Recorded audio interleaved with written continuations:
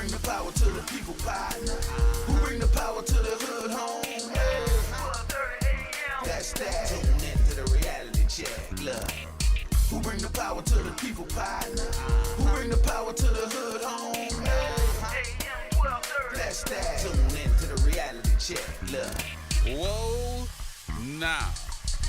What's happening, good people? What's going on with you? How y'all doing?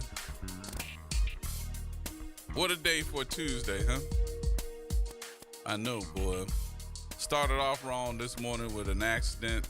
All the accidents that happened on the causeway with all that fog. Then they shut down the causeway. Then they shut in both directions. Then they shut down the Bonnie Carey Spillway. But the Bonnie Carey Spillway is now back open.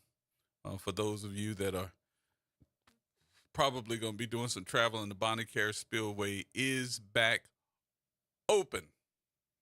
Just letting you know. Just letting you know. So I was thinking about having this show today, but I need, of course, your participation. And with your participation, I think it's crucial that you think about the different things that we're going to try to cover. All right. And I'm hoping that in this process of us talking about what we're going to talk about, I'm going to tell you what the subject is in just a minute. Everybody bear with me now. Our subject matter is going to end up being about the city of New Orleans. What? Huh? Yep. The big conversation is going to be about the city of New Orleans. And the reason that it's going to be about the city of New Orleans, I want you to think, and I want you to think out the box about what it is that the city of New Orleans needs to have crucial, we can use the word crucial, for next year. I mean, we ain't talking about 2 weeks. Now, in this whole presentation of what it is that the city of New Orleans needs, I need you to take out in that whole conversation piece, my, me, my, me. Take out that for a minute. Even though in the whole realm of things, it has to do with you, me, my, I, all of us. Okay? But I don't want it to sound like you're just thinking about yourself, but not thinking about the city. I need my street fixed. But we do need the streets fixed, right? Okay. I want it to sound like this is what even if you were running for office, even though that some of you are not, I understand that, but you want to look at it and say, this is what we need fixed in the city of New Orleans, and a plan for us to get it fixed would be this. I really want you to come up with how that's done, what needs to be done, how we get it done, and then is this on your list of stuff to be taken care of? If you're going to vote for somebody, how about that? I'm going to throw that part in there too. If you're going to vote for somebody, does that person or should that person be listening today to hear you say, these are the things, Madam Candidate or Mr. Candidate, that your constituency is looking for?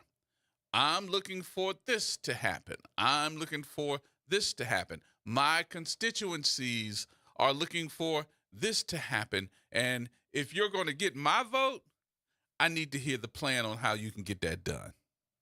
Does that make sense?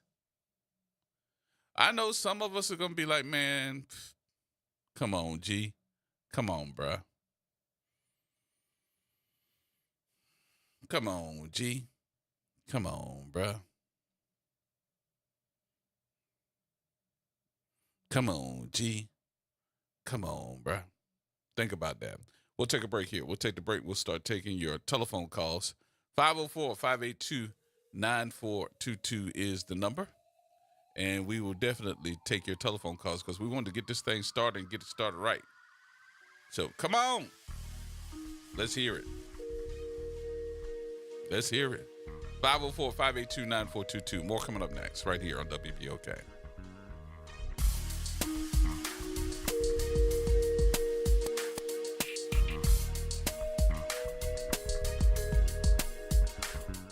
Hey,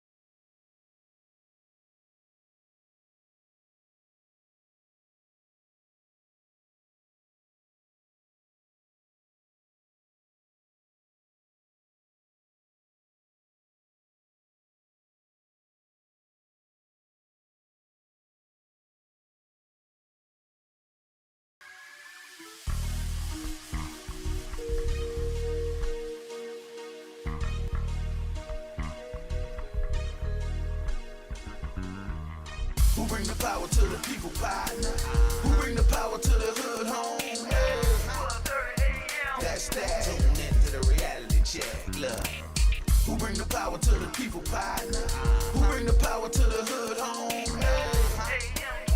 That's that. Tune into the reality check. Look. All right, folks. Welcome back. Welcome back. Gerard Stevens with you. I thought it was a great idea today. Let's sit down and have a conversation with you all about what this city needs. Had the opportunity as I was running around with the sheriff over the weekend to see a lot of political folks. I saw a lot of political folks this weekend. As a matter of fact, the majority of them either are, when I say political folks, I'm talking about people that are elected already, have to run again, or are making themselves available to become a candidate for election. Hearing some new folks that might be running for the top job of running the city. Let's see, who we done heard? Have we heard Oliver? Yep. Have we heard Helena Moreno? We know, because she already said she running. Have we heard, let me see, former judge? Yep, heard him. Who else we heard? Have we heard Michael Heck? We heard. Don't necessarily mean he gonna run, but we heard. Who else we heard? We done heard a lot of folks. At least 4 or 5 that's gonna run, and I think it's gonna be more than that. The judge is Arthur Hunter, by the way.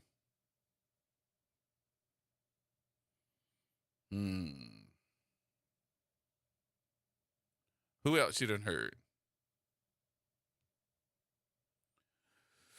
Well, who you heard gonna run for city council?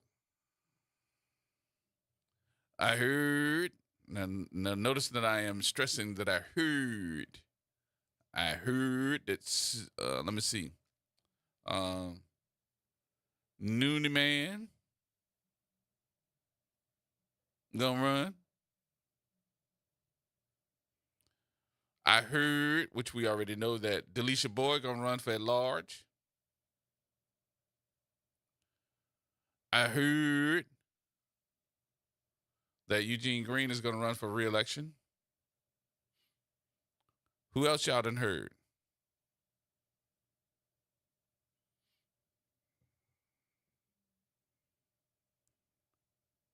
I heard.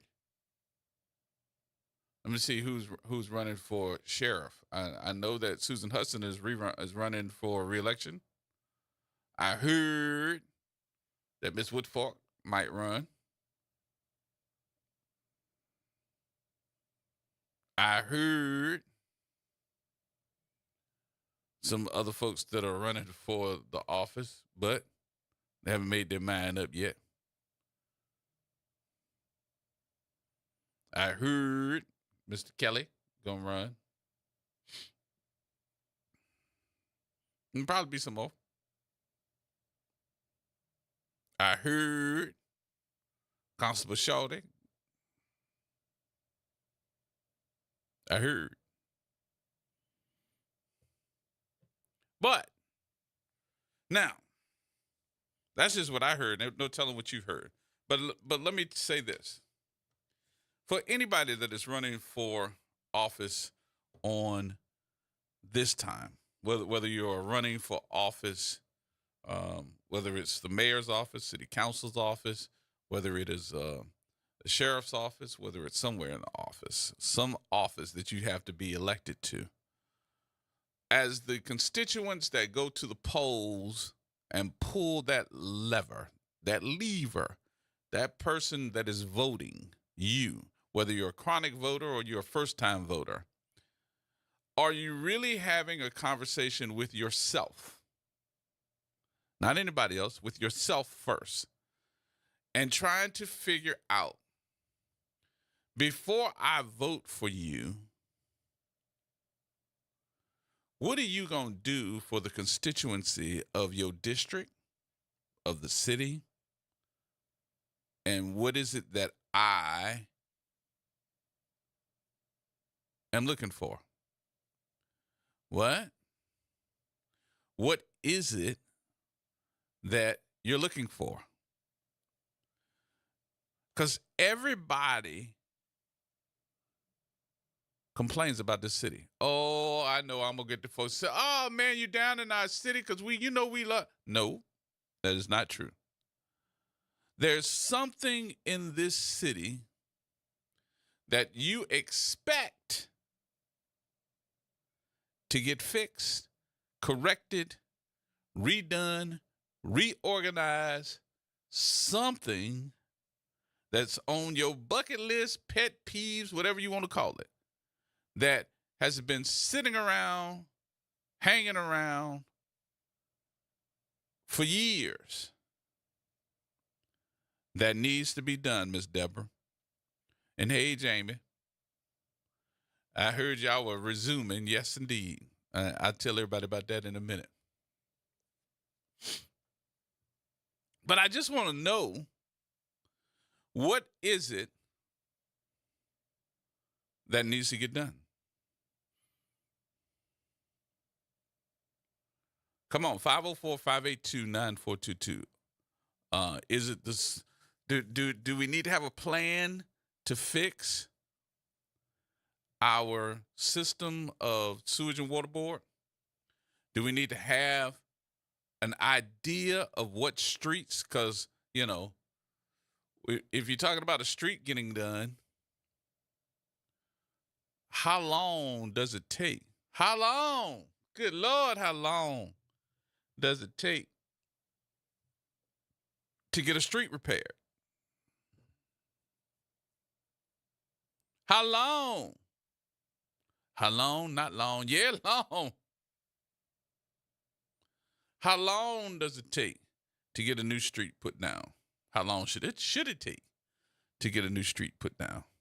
How long does it take for y'all to figure out what streets need to be done? You know, I'm gonna give y'all for instance. Watch my phone ring, Jared, on this one. When this one's gonna make the phone ring, somebody gonna say, "Bruh."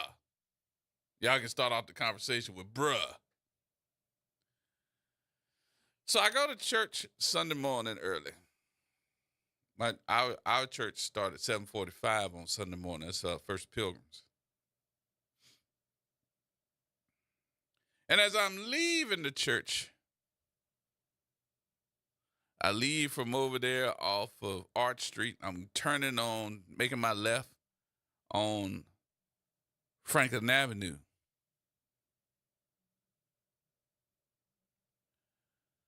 Franklin Avenue is the home of several churches. The old Franklin Avenue Church, which is further down, almost to where you get back on 610 before you go to that overpass. You also have Tyrone Jefferson's church. And you actually could turn to go to the overpass of the railroad tracks and go down there to Greater Evergreen over there by Ransom, Pastor Ransom. But no matter how you look at it, people travel Franklin Avenue from one end to the other. And I'm just going to tell you that Franklin Avenue has got to be one of the raggediest streets. Is that a word, raggediest? That is traveled in the city of New Orleans. The street is cracking up. You got parts of the cement that are coming up that if your tires hit it, you can pop one. And then what really got me real bad this past weekend, because I travel the street so much because I go to church every Sunday and I know where the bumps and the bruises are, that if you don't watch the street real quickly, you actually could lose the undercarriage of your car, not because of the dips and the dabs in the street, because of the sinking of the street and the raising of the manholes that will take out your oil pan because they're raised so high. Anybody else got that problem? And I'm not gonna say that part. I'm gonna leave that part alone. Anybody else see that? I just think it's terrible. It's one of the raggediest streets in the city of New Orleans, with the number of folks that they have traveling that street.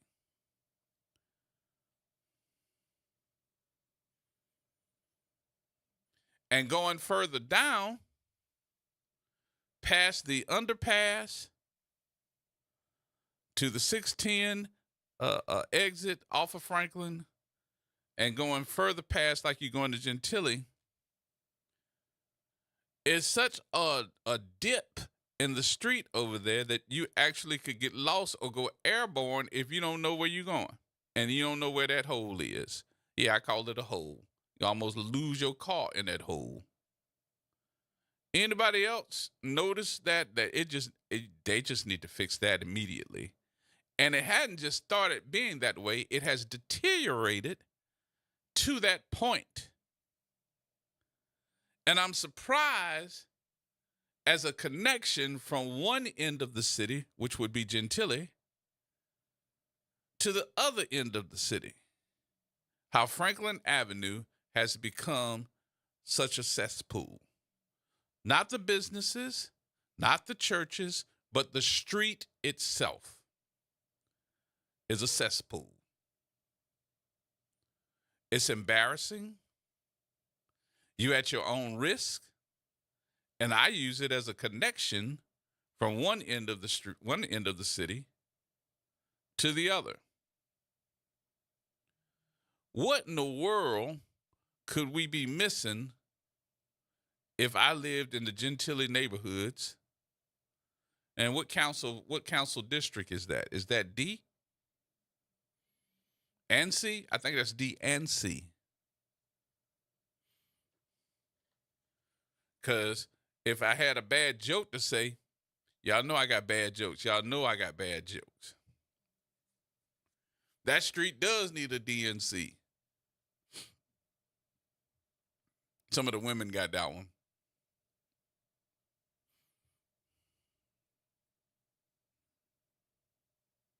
It's horrible.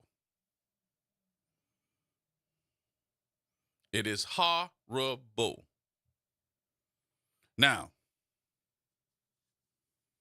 let's talk about some of these second streets, some of these secondary streets, which are not main thoroughfares. I called my deacon up the other day because I left some equipment in the church, and I called him up. I said, brother, before you lock up, could you take that with you home and I'll stop by your house and just pick it up? He was like, sure, no problem. Gave me his address. And it was one of the streets off of Gentilly. In Gentilly. The street is Lavender.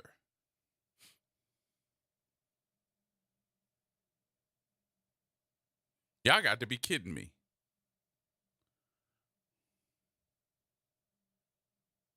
Y'all have got to be kidding me on Lavender Street.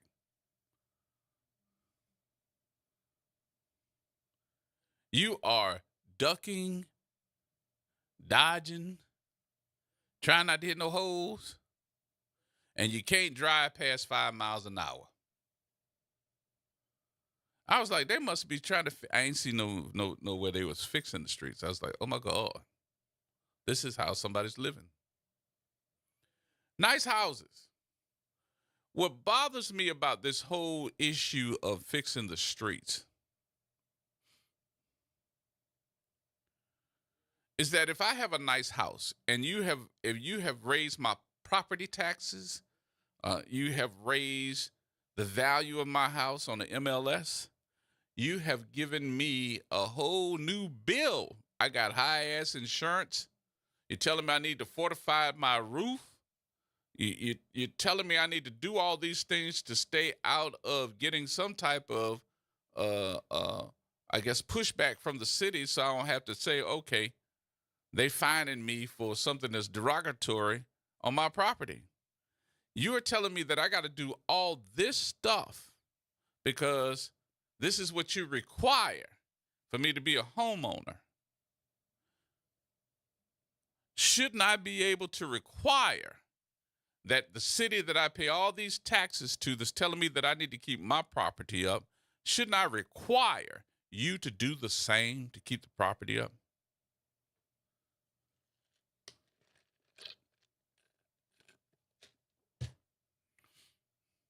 When did we stop fighting for at least decent neighborhoods? When did we stop doing that?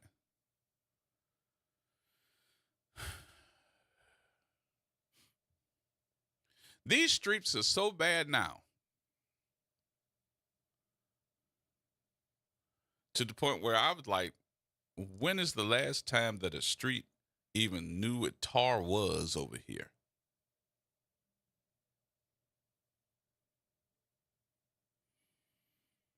And you're trying to tell me that out of the 50 long states in the United States of America, that I can only find one or two companies that can do the streets? That can't be true. I should be able to find at least 30 to 40 folks. If I got $2 billion for infrastructure in the city of New Orleans, I should be able to find 40 or 50 companies that can come down here and just do a street a week. Just knock them out. Knock them out. And pay them. You got the money. What really bites my you-know-what makes me say, this is sickening to hear us say that we don't have no money, we don't have no money, we don't have no money. But we find it when we need to, or when you think we need to, or when there's a Super Bowl, or when there's some type of entertainment venue. Guess why? Because the first people that start going out there shaking their ass, jumping up and down, having some fun, but living in squalor is us. And we invite the whole world to come in and see our discrepancies. Come on in. Let's buck jump a little bit. Come on in here and play with us. And they say, oh, yeah, that's nice. I love New Orleans, da-da-da-da-da, but I can't live here. What you say, Brian? Talk about them. And you're absolutely right. And if raggedy is not a word, it should be one for this conversation. It's a mess. And I know exactly what you mean because I drive on Sundays coming from church. I ride up Franklin Avenue, not that I want to, but sometimes I just, want to take a different route. Right. And different route is not going on Franklin Avenue anymore. Man, it is horrible. I is horrible. Never seen Franklin. I never thought that Franklin Avenue would be as bad as it is right now. And it's terrible. And just as you say, it is so uneven.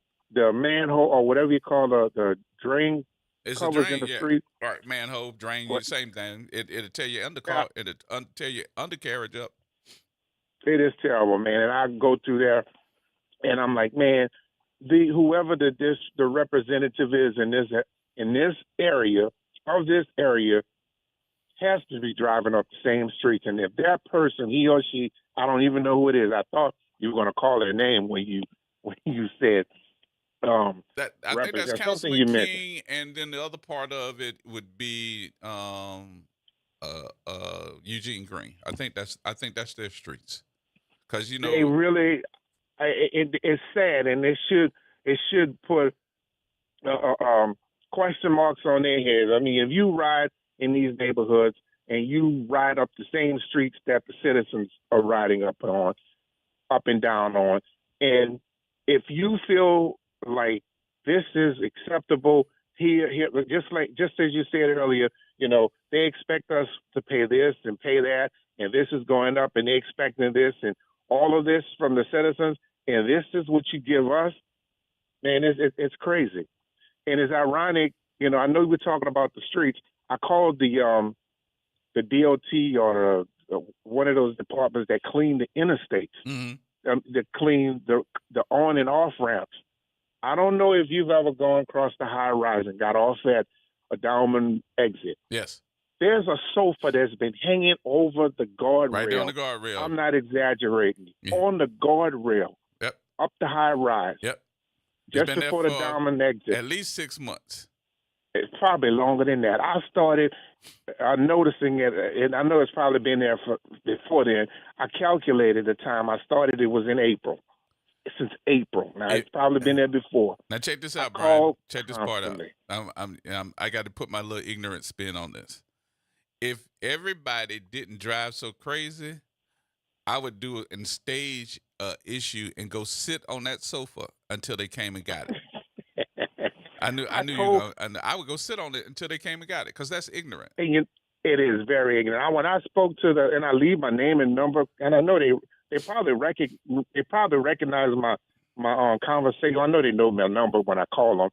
I talk to them all the time, and it's like, oh Lord, this is him calling. They probably always say that the director is out, but I spoke to him again on yesterday, and I told him, I'm like, man, look at this. He said, oh, there's a little debris. I said, no, it's beyond debris. Mm-hmm. This is garbage that has been up there and I'm not exaggerating, bro. This crap has been on that down ramp at Diamond Road for at least 6 or 7 months. You are correct. It's a mess. You are correct. You are correct. And I said, if they didn't drive real crazy, I would try to get up there and just sit on it and wave at everybody as they pass by until they come and get it. Because you know they're going to come and try to get me off of there. I told him yesterday, I said, if I would, I said, man, sometimes I think about taking a push broom and just push this trash off the bridge myself, hold up the traffic. I said, I know they probably put me in jail, but I'll tell them what the reason I'm doing it for, and they probably let me off. But it should make the persons and the people that represent these neighborhoods think about, hey, look, I'm riding the same area. If this don't bother you, come on now. So in the street, and Diamond Road, and I know I'm not to mean to cut you off. Diamond Road used to look like Franklin Avenue. Yeah. They got a project going now, not a project, they got a construction project going from Haines all the way to the interstate. Chef.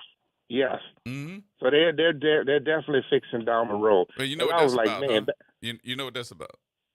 Because people coming in and out with the going to the airport. Yep, coming from the they're gonna come in on them those private jets at the airport during the Super Bowl. Super Bowl. Hey. And that's gonna be their way to get to the high rise, which will be Diamond Road.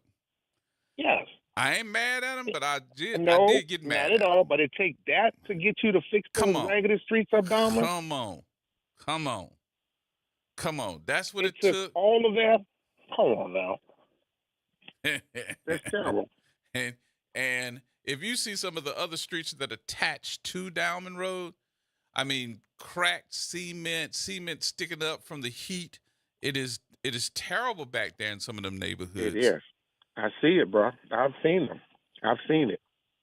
And I just said to myself, I know good and damn well that somebody else sees this, and you can't tell me that they can't make no difference. So.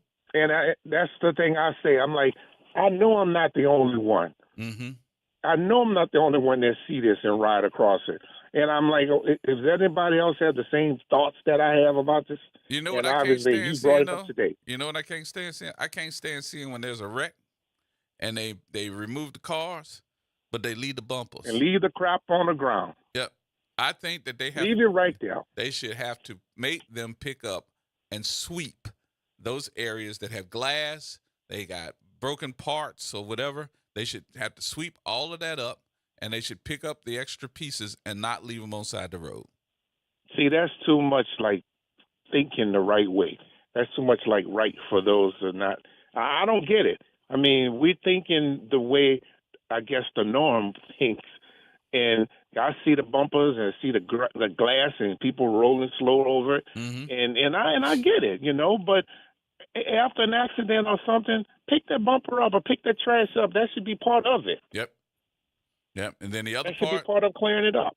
Throw in the fact that I don't want to see DOTD out there pressure washing the railings of the highway when something's happening. There should be at least a pressure washing of the interstate on those railings to get all that dirt off. That should happen at least once or twice a year. It should. And that's another thing going around, it's just dirty. It's just dirty. It is horrible, man. It's terrible. Yep. And you look at other cities and other states, and you know they pay whatever their property taxes are, whatever their taxes are in their city and states, but they see where their dollars are going. You can go to Chalmette. Man, Chalmette looks nice over there. Yeah. Metairie. It's only when you come to Orleans Parish. Yeah. And if you look at the grass cutting, go to Florida. Go to Florida and look at how they cut their grass. The off ramps. Man, you don't see yes, no high beautiful. Grass. None. You don't see none of that. None. They Zero. edge the grass like it should be. They don't blow it in the middle of the street. Yep. I don't understand that. There you go. All right, Brian. Thank you, my All brother. right, you have a good one, man. I appreciate it. All right, later. All right, we'll take a break here. We'll take some more telephone calls. 504-582-9422. What's our plan for this new election coming up in 2025? I want to hear from you. 504-582-9422. More coming up next.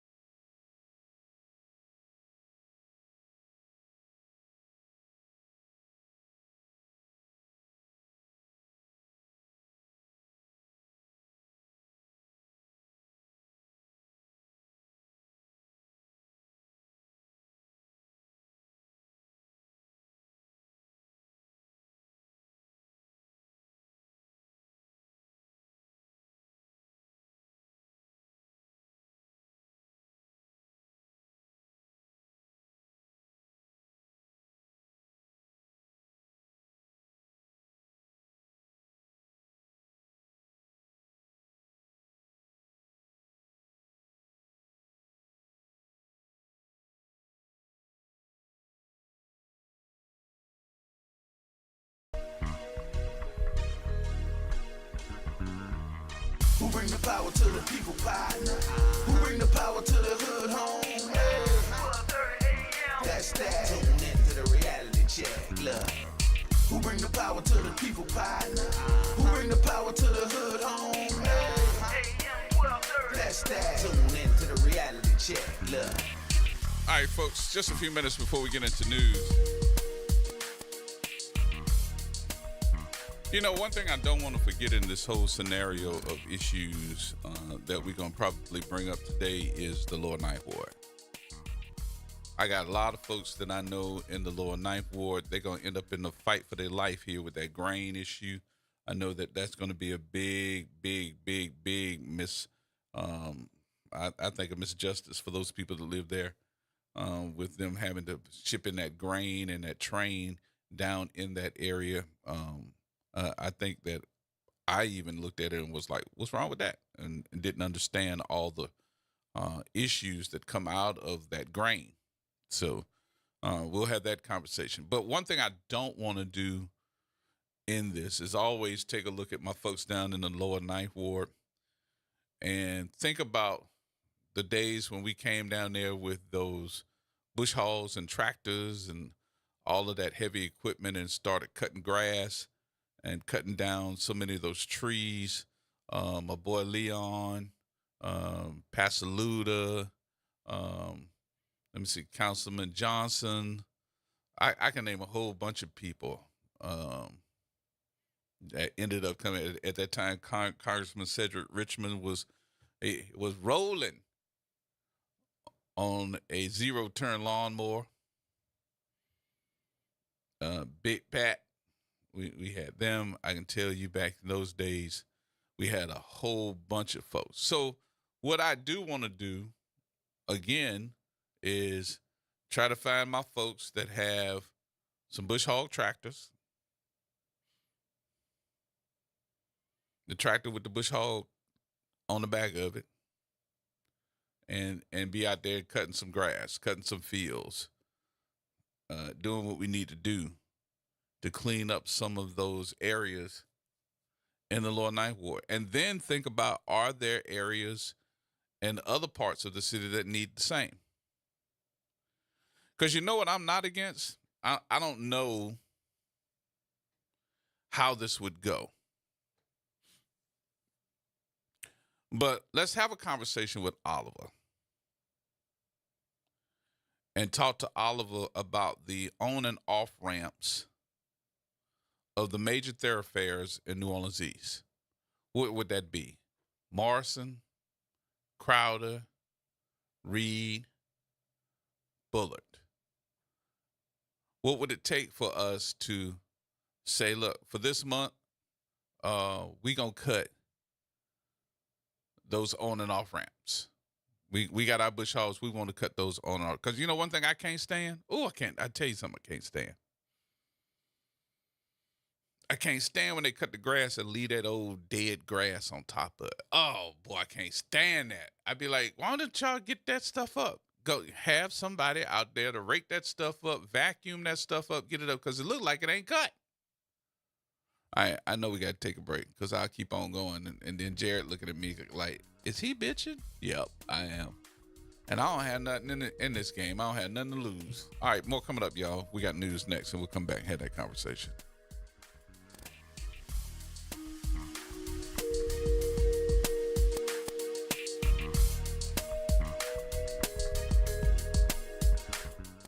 WBOK 1230 AM New Orleans. Home of the Reality Check. Weekdays 1 to 4 p.m. This news report is brought to you by New Schools for New Orleans. I'm Bree Wood with 4 things you should know from BIN News. Donald Trump's 34-count hush money felony conviction will stand. A New York judge denied his motion to dismiss the indictment and verdict, rejecting his argument for presidential immunity. A Manhattan, New York grand jury may indict Luigi Mangione for the murder of United Healthcare CEO Brian Thompson. Mangione was arrested in Pennsylvania, and Governor Kathy Hochul plans to extradite him to New York once indicted. Homeland Security Secretary Alejandro Mayorkas stated there's no evidence that the recent surge in drone activity poses a national security or public safety threat. Drones and mysterious lights have been reported in several states. And walking 7,000 steps a day may reduce the risk of depression by 31%. That's according to Spanish researchers who analyzed 33 studies involving nearly 100,000 people. Get BIN News on demand 24/7 at BINnews.com. New Schools for New Orleans wants to send a huge congratulations to all of our educators, students, and families of New Orleans for their continuous academic growth. School performance scores have been released from the state. For the first time in many years, there are no failing schools in New Orleans Public Schools. As a district, our performance increased by 4 points. In addition, Orleans Parish now exceeds pre-COVID school performance score for all students by 6.2 points. When you see a teacher, school leader, or student, be sure to show them some love.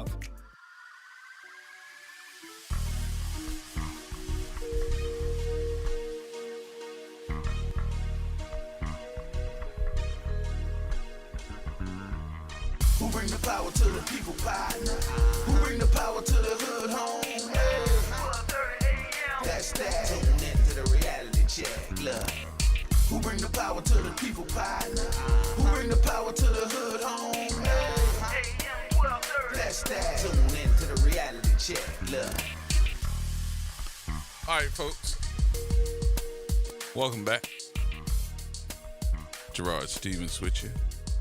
It's Tuesday. Can y'all believe like this month is like gone by quick, fast, and in a hurry? We getting ready for 2025. Oh Lord. And we don't know what to expect yet. We have no idea whatsoever.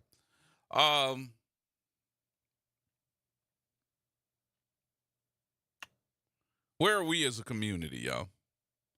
And how do we get better? So my whole conversation today, we can talk about what we want, how you feel. We can talk about the crime. We can talk about economic development. We can talk about new businesses. How do we come up with these different titles for the new businesses that are going to be in different areas of the city? Because look, understand something.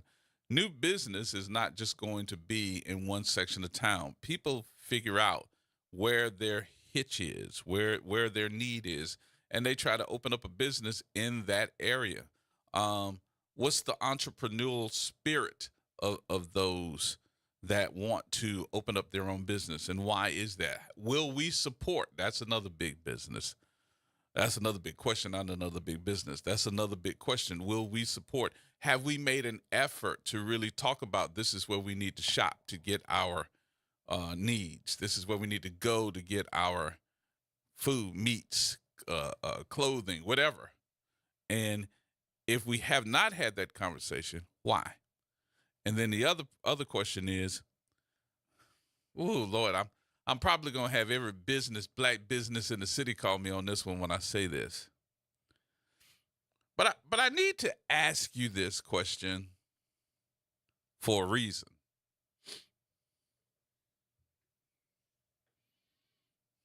Y'all ready?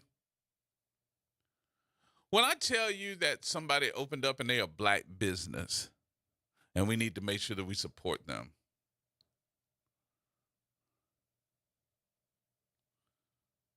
do you all think that means they're going to be cheaper? Hello? Are they supposed to give you a discount because they black? Black owned? Hello, my little small black businesses, where y'all at? 504-582-9422. Are they supposed to give you the hookup?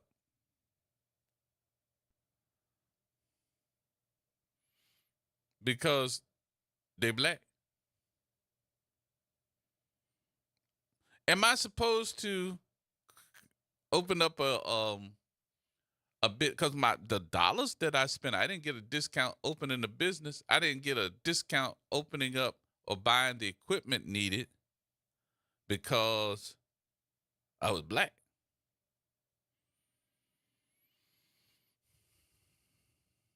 Are we supposed to be looking at black businesses that open up to be able to say, because I know you, or even if I don't, let me give you a discount because we the same skin color? Because I know you didn't get a discount when you went to school to get your trade because you were black. I know you didn't get a discount on the rent because you were black. I know you didn't get a discount because you took your hard-earned dollars and said, hey, let me apply for my LLC. Let me get some rent going. Let me do all these things. So are you supposed to get a discount? Because some of these folks that opened up a business didn't get the discount. But we ain't supposed to charge as much to do that. We supposed to get the hookup. Help me, y'all. Y'all help me out with that one. Miss Audrey? Yes. How you doing, dear? Honey, I'm so glad to get in.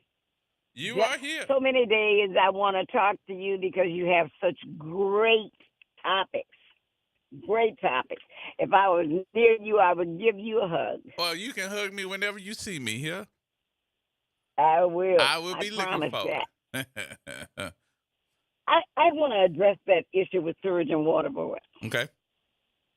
It's horrible. Mm-hmm. It's so horrible that I built a house and they started charging me these astronomical fees every month. And they couldn't even read the meter. The meter was covered over with grass. Oh, and Lord. Nobody bothered. Nobody bothered to move the grass. All you had to do was just lift the grass up. Mm-hmm. It wasn't hard. Mm-hmm. And I had to go down there actually 3 times because 2 times they said they had no record of me coming down there. Now you know I was upset. Yes, indeed. Plus I tried to take care of it prior to that by telephone. That wouldn't work. Mm-hmm. So I had to go down, find a place to park, walk, and all that good stuff. And I might not look like it. I'm told I don't look like it, but I'm 72 years old. I'm not in the mood for all of that, and I still wear my heels and all that good stuff. Well, they say there's 70 in the new 50, so you go head on with your bad self. Mm-hmm. All right, that's the way I feel, honey. God, thank you, God. Yes, but ma'am.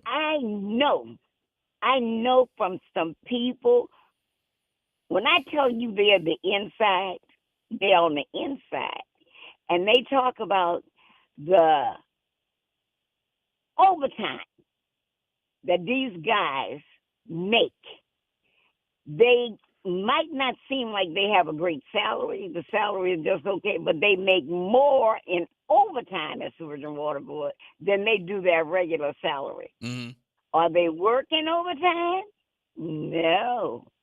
And if anyone comes in and try to make changes, they get rid of you soon. They get rid of you soon. And you're very right. I know I'm being bold saying all of this, and I really hope I don't hurt anybody, but I'm telling you. Oh, God, I can't think of this guy's name that does all the investigation for a television statement. No, you talking about Lee Zurich? Lee Zurich. Mm-hmm. Lee Zurich came in and had his people, and they were doing quasi audit. They found out the same thing. I don't know who got to Lee Zurich because Lee Zurich is pretty powerful, and he's backed by that television statement. Mm-hmm. But he was like history.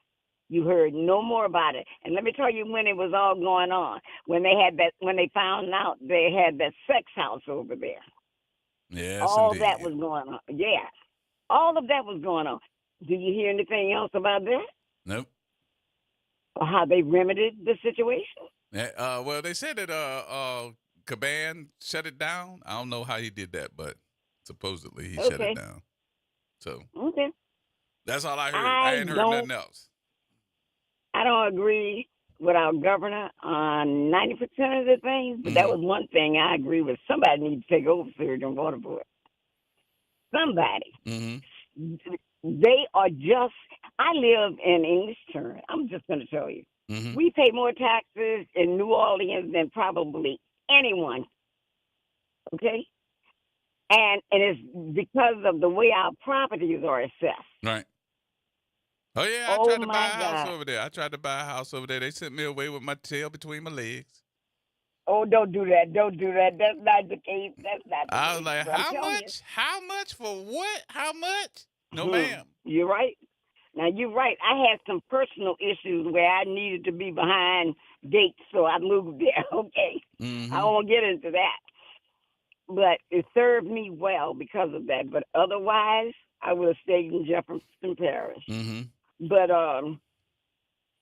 So if you You know, thought we about it want though to for a say- minute, Miss Audrey, if you thought about it for a minute, and I'm real serious about this part, what would you want to see changed? What would it take for if somebody came to you and said, I'm running for mayor, and I'd like to know what it is that you have a gripe with this city? What would that look like? please. First of all, we'll start off with taxes. And if our tax dollars were being spent properly, I guess I wouldn't have such a right. I paid $5,000 when I bought my car. I want you to hear this. $5,000 extra to buy insurance on my tires. That's how many tires I blow out in New Orleans. Oh wow. I'm changing a tire, no joke. It seems like every 3 to 5 months, maybe more than that. I can give you a record of it. You're right. Tearing up the undercarriage on. Don't go to Carrollton. Go to Carrollton. Some of the streets are finished, others aren't finished. You never know which one at night is finished. Right. So, or what block. So you may think, oh, this street is great. All of a sudden you hit a hole. Now I'm gonna tell you something too. I know you're gonna laugh, but I was in English Turn last weekend, and I left out of there to get back on the little road that goes across the big bridge, the Industrial Canal or whatever canal that is. And I was saying to myself, Industrial waterways. Yeah, but as I'm leaving out of the South Gate, and I get on that long stretch, I'm like, holy cow! If it's dark at night, you don't see that they got those barriers up in the middle of the street on one side of that two-sided highway because they got work going on, and you will damage your car right there at the long pathway going into English Turn. That's the city of New Orleans. We are fighting that. We are showing up at all the city council meetings because they want to put apartments on the going into English Turn on the left-hand side. They want to put 200 and plus apartments and 400. Is that why they cleared out all those trees? Yes. Oh, I didn't know what was going on. We used to live in peace, but they're going to put a nail shop over there and all kinds of things that just going to attract visitors. And guess what? If there is a storm, the infrastructure will not support us getting out of there. Wow. So I don't know what the big thing is with us keep running down the city hall, and half of our council people live in English Turn. Yeah. That doesn't make sense to me. Yeah. Somebody knows somebody. Now, I might be putting my foot in my mouth. I don't call you too often. I don't call you at all because I know I can put my foot in my mouth because this place is. What are our people doing? Yep. I don't understand it. The people we elect. What are they doing for us? Trust me. Don't make me call all the names of the people that live there that's serving the public, plus all the other influential people that's living back there. Yeah. And we can't get anything done. Don't your congressman stay back there too? I'm not answering that question. I could have sworn the congressman stay back there too. I'm not answering that question. Both of them. Both congressmen. I'm not answering. I know one moved from the east to English Turn, and then the other one I passed by his house, headed to the other people's house. Don't make me get in real trouble. And then I just left we just left Friday the Algiers Economic Luncheon. That was at the Country Club. As I was listening to him tell me how great everything was in New Orleans, West Bank area of Algiers, and I was like, I can't even drive down the 2-lane highway of English Turn, and you're telling me how great everything is? Thank you. The Parkway it's called. And it used to be really, really nice. And I got to tell you, you got to go But from one lane to the other because the manholes in there are starting to come up and be a problem. Yes, they are. That's where I've had two flats on my way home. Two at one time. Hit it, and front end went down. The tires were just cut both, But I was getting ready to ask the question to a lot of the folks over there, but I didn't. And y'all got to pay HOA. You got to pay HOA issues. So I'm like, what they doing with the HOA money? Oh, you don't want me to talk about that either because I have called them. They're going to get on me too. I've called them and told them within the subdivision how dark it is. It's dark. It is they said they changed the lights. I said, well, Changed them to what? That's what I said. They look a little better, but they don't light up that area anymore. No, they and blackout lights. That's will what that is. not stay in that neighborhood when it's getting dark. They get the hell on out of there. Well, I done seen more black folks moving over there in English Turn. Even the white folks starting to move out. They are. They are. They have a lot of Indian people there, but they are. The white folks are moving out. Yep. It's a fact. Yep. You got a lot of judges But that live over there. You got a lot of attorneys. Let's see. You got a lot of city folks, judges, attorneys. You got a whole bunch of the who's who that live over there. Yes. Yes. Yes. So you know, and you don't mind saying. Nope. Okay? You know who's over there. And why we can't get anything done. And the HOA will run you down to get that fee. We'll put your behind in court to get that fee. They charged me $100 because I was like 2 or 3 months late. Some of my friends said, Audrey, do you know that you're on that list with your HOA fees that's delinquent? I said, of course I do. I do. Until they can tell me why they can't do some lighting and stuff with this area. Because I'm here to mailbox too, okay? Had to replace that. You can't see. And the streets go round and round, and I told them I could go to Home Depot and get them some yellow paint and paint the curb. Right. Yeah. Because all is faded. So what they waiting for? I don't know. And nobody putting no pressure on them? Not really. I look like the Long Ranger. I said, Lord, my big mouth. I look like the Long Ranger. Sometimes I just don't say anything. Now, Miss Audrey, the let me see. The houses in that area probably start about $480 and go up to $1 million plus. Let me tell you something about that. Since COVID, they've gone up. It's more like 600. The average now, you might find something for 80, but I doubt it. The average is about 6 and 7 now. I kid you not. And go up to about $1.5 million. I won't tell you what I just built one for. And I shouldn't have built the house, but I had to build the house because when I looked around to buy another house in there, it would not benefit me to buy one of those houses because I would have to do so many repairs because the houses are aging. And all of the new rules, the city's new rules and regulations, I would have to bring all the house up to all of those standards, okay? By the time I finish doing that, rebuilding a house is still an old house, okay? Right.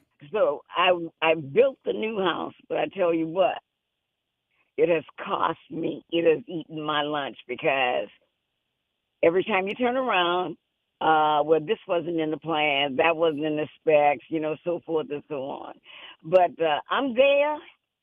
At this age, I need to be satisfied, and because I'm going on home to Jesus probably soon. Even though my child hates to hear me say it, I say I'm not being morbid. I'm being honest at this age. And but yeah, it's very expensive. It's very expensive to live in that neighborhood. Yeah, it is. It is. I found one for $500,000, and then I got the insurance note. I was like, what? I was like, man, I can't live out here because I'd be too busy working on Bourbon Street, swinging on a pole, trying to get some tips. Well, don't let me be swinging on that pole with you. because That I'm would look telling you, good, Miss Audrey. They'd be like, between Lord flood Gerard, they insurance- got Miss Audrey out there swinging on the pole. Nope. between flood insurance and hazard insurance and HOA, ooh, The Lord, fees help alone. me. The fees alone. So, yeah. Well, listen, good luck. Yeah. I don't know what else to tell you to do, but I know one thing, that something got to be done about it. And man, maybe we need to have another conversation about this when we come out there and do a little live broadcast at the country club or something. Okay, and don't forget about sewage and water board. Stay on that subject. Gotcha. Stay on that subject. Okay. All right, There's Miss a Audrey. lot of things that's going on in that place that shouldn't be. Yep. It shouldn't be happening, and the employees know it. But if they benefit from it, you think they're gonna sing? Yeah. They're not gonna sing. Okay. Thank you, my dear. I appreciate you much. Thank you All so much. You're welcome, and have a good holiday here. Thank you. You as well. All right, my dear. All right, we got Bye. to take another break here. We'll take another break. We'll come back. Mr. Buddy, hold on. I'm getting ready to come back to you in just a minute here. We got to take a break, pay some bills, and we'll come back with more of your conversation. Get it in at 504-582-9422. Get it in now so that you ain't got to wait. All right? More coming up next right here on WBOK.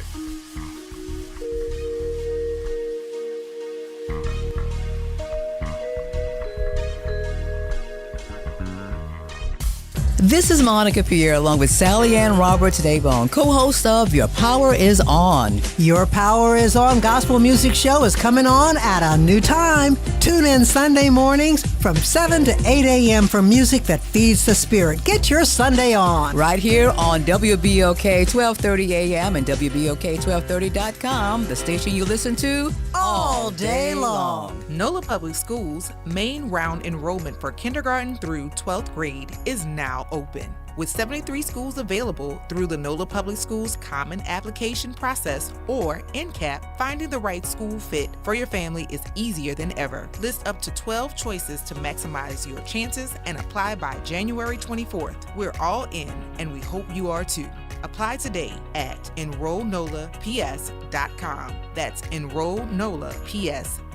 Wherever we go, we never forget where we came from. The river parishes tell a story unlike any other. Join Rise St. James for Home for the Holidays, a celebration of our shared heritage, including the historic Orange Grove and Buena Vista plantations. Hear stories of resilience, connect with descendants, scholars, and community members. Preserve our legacy, honor our ancestors, build a sustainable future. Join the conversation at risestjames.org/holidays. Rise St. James. Together, we rise. Gregory Porter and Samara Joy return to New Orleans with two incredible new shows. See Grammy Award-winning jazz singer Gregory Porter on his holiday tour at the Orpheum Theater on December 18th. In addition, don't miss 2023 Grammy Award-winning Best New Artist Samara Joy at the Orpheum Theater on Sunday, June 1st, with all new music. Enjoy 2 great evenings of jazz from iconic artists Gregory Porter and Samara Joy. Get your tickets for both shows at Ticketmaster.com. Hello, I am Bishop Fred A. Caldwell Sr., host of the Know Your Bible International radio broadcast, which is heard here on WBOK 1230 AM each Sunday morning at 8 o'clock a.m. So join me here for a blessing, won't you? WBOK is pleased to announce the reboot of Crosstown Conversations with host Gene Nathan. A heightened focus on cultural entertainment events and the creators who present them. The new time is now Saturday at noon. Tune into the stories of our exploding creative scene with Gene Nathan on Crosstown Conversations. Hey, this is Don, marketing consultant with WBOK. I want to send a special thank you out there to all of our listeners, all of our supporters. I want to send a happy holidays out to everyone in the whole city of New Orleans. Enjoy your family time and be safe. Making a difference in the community. WBOK 1230 AM.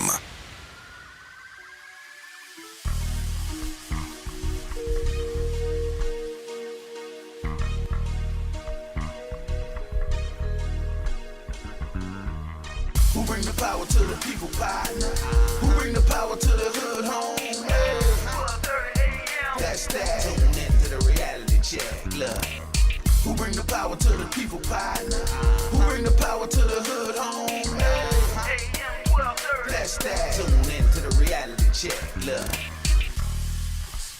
Welcome back.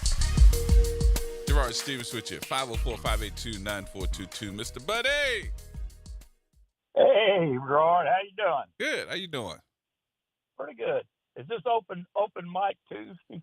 See, I knew you had about 50 things on your bucket list, so I don't know if I got enough show for you to go through. So I know you got a couple of things that you really want to run down, though.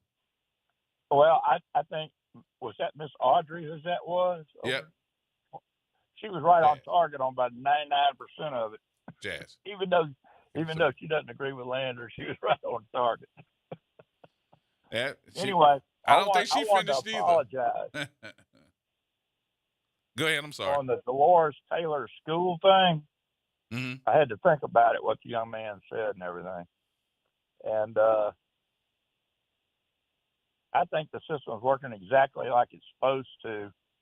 And the school board needs to set some criteria for the charter schools. But the money is following the children. Uh-huh.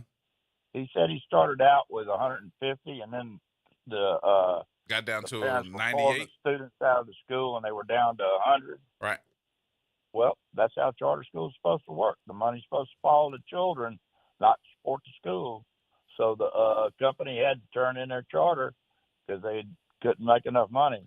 Evidently, the school board writes those checks based on attendance on a quarterly basis, I guess. Or I went through the finances. I'm being very particular in what I say here, but I went through the finances, and I got to tell you, some of it are.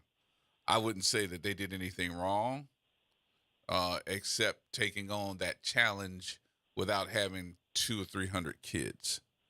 Young men, that's a problem for me.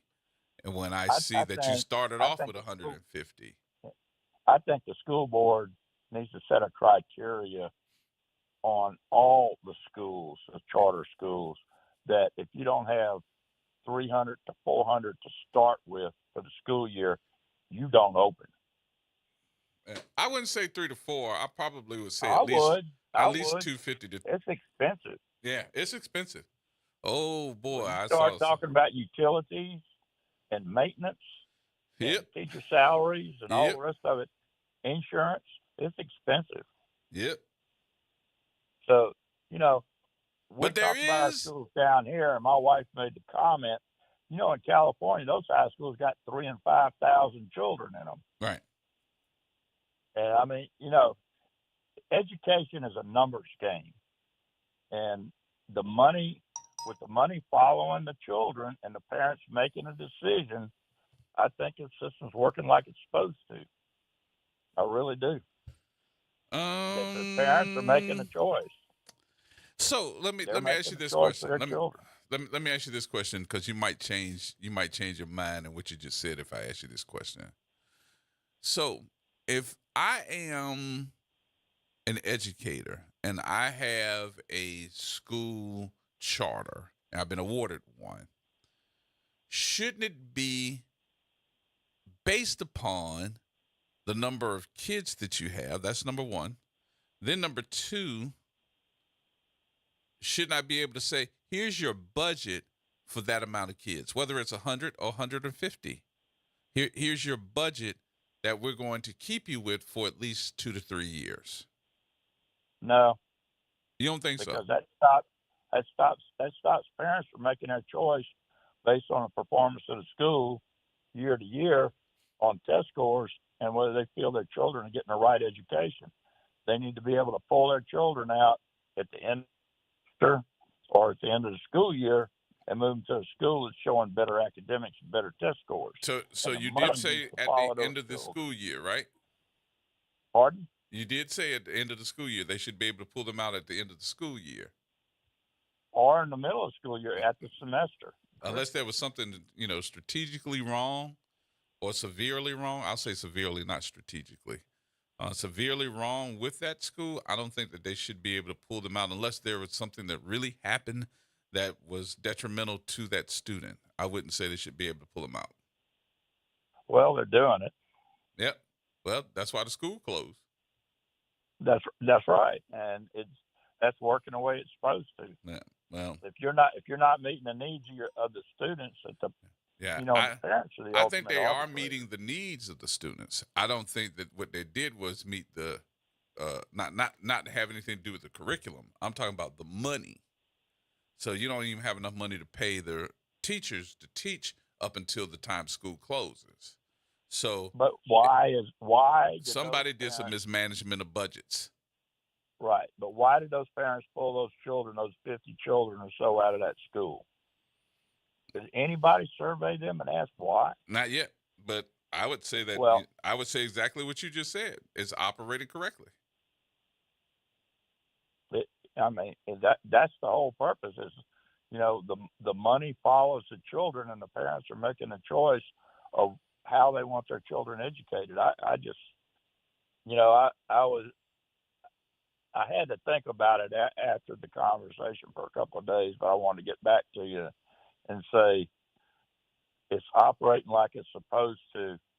And yeah, some parents might be faced with hard choices, but the majority of parents are speaking whether they put their children in school. Mm-hmm. So, to me, it's working that way. On the sewage and water board and all the rest of stuff, she's right on. I agree with her 100%. Well. Anyway. When the last time you went down Franklin Avenue? I stay out of there. I have a home in the east, and I drive on the interstate. And I stay on the interstate. Yeah, smart man. I try to stay off the internal streets of downtown New Orleans, mid-city, uptown, all that Carrollton area, because the streets are horrible. Yep, and I don't feel like destroying my vehicle. What does get to me about when we started talking about lighting, everybody was like congratulating the city because we are putting lighting up. We don't have lighting from that 610 curve that goes to meet the I-10 in the east, right at Louisa. There is no lighting in that curve whatsoever, all the way through all the way to the, I would say to the base of the high rise. That's a dangerous area. I saw them replacing the lights on the stretch of Interstate 10 in Jefferson Parish, going to the I-10 split heading into Orleans Parish. They were replacing all those lights up there with better lighting. Now, I go across that overpass headed to Lakeview, and they haven't replaced those at all. I thought that was a contract where they were going to replace all the lights with a newer lighting. That's what I thought too. Whatever you call it. Yep, I thought so too. I thought they were doing that. That's a state that does that anyway. No, that's a city.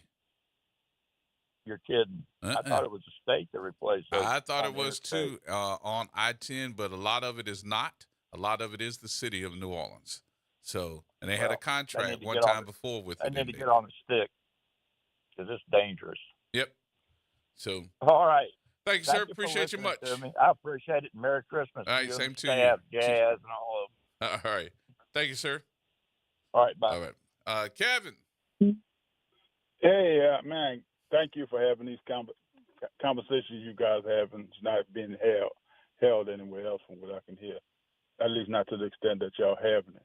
And happy holidays, everybody, too. Look, I'm listening to y'all talk about these essentially African-American schools being closed in essentially African-American communities. Look, we act like we aren't subject to historical conditions that still permeate our existence today.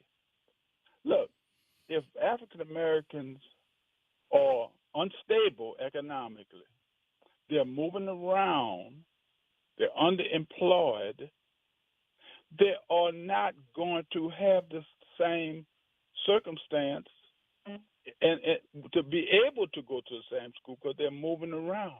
They're undereducated, underemployed, no stability. Now, don't get me wrong. The people who are opening these institutions have as much, more responsibility to deal with Madison Avenue, the marketing of these institutions. But the people who work in these institutions are from the community. And consequently, we have the same deficiency how to navigate the system based on every time we've tried to do something in the last ever we've been here in America, it's been challenged, destroyed, and consequently we're always on our heels in good times and in bad. And so we talk about these things like we are not unique in the circumstances that's been created for us much of the time for as the laws is concerned and everything else. And until we act like we have some intellectual and moral prowess about us as a collective African American community and support our own, nobody is bound to respect us. And we'll always be going through these circumstances, and we're talking about it in this generic sense that we're generically like the rest of the community with the same historical experiences and the consequences behind those historical So let me ask you a question, Kevin. Do you think that New Orleans is big enough to support a second African-American private school in the same realm as a St. Aug, where you don't have free education, you got to pay to go? But what I just got through saying was economically, we have been handicapped for the last ever. Okay. Okay, so I don't know what you're talking about when you say that we've been handicapped. I'm trying to get you to explain it again. That's why I asked you that question. Every year we have African American History Month. I don't know what else to say beyond that. Okay. We see our history. I mean, it's just not this is really not a conversation to have a debate about. Then why you call me with it? No, I'm not. I didn't call you to debate. I just called you. I'm not debating you. I'm asking you a question. I'm not debating you. I'm asking you a question. You didn't answer my question. You just tell me every year we got to say we have a African American History Month. What that got to do with anything that I'm asking you? That's why I'm asking you. Hey man, if I got to explain this to you, man, there's nothing really I can do about that. Now I appreciate you calling. I appreciate you calling. Then, all right. Thank you. All right.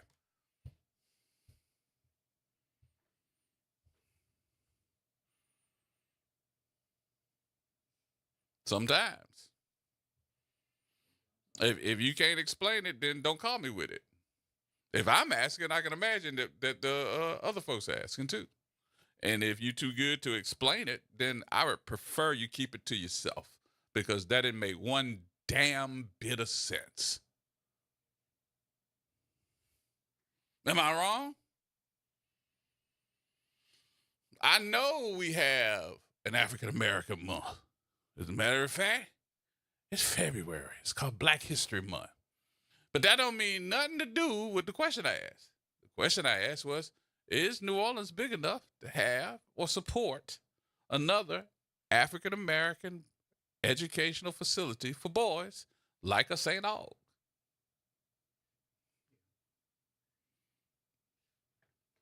Is it? If so, why haven't we gotten there? Instead of going along with the charter system. Is it because we do have or we don't have enough folks that would be willing to pay for it? But you don't understand, so you'll be paying double.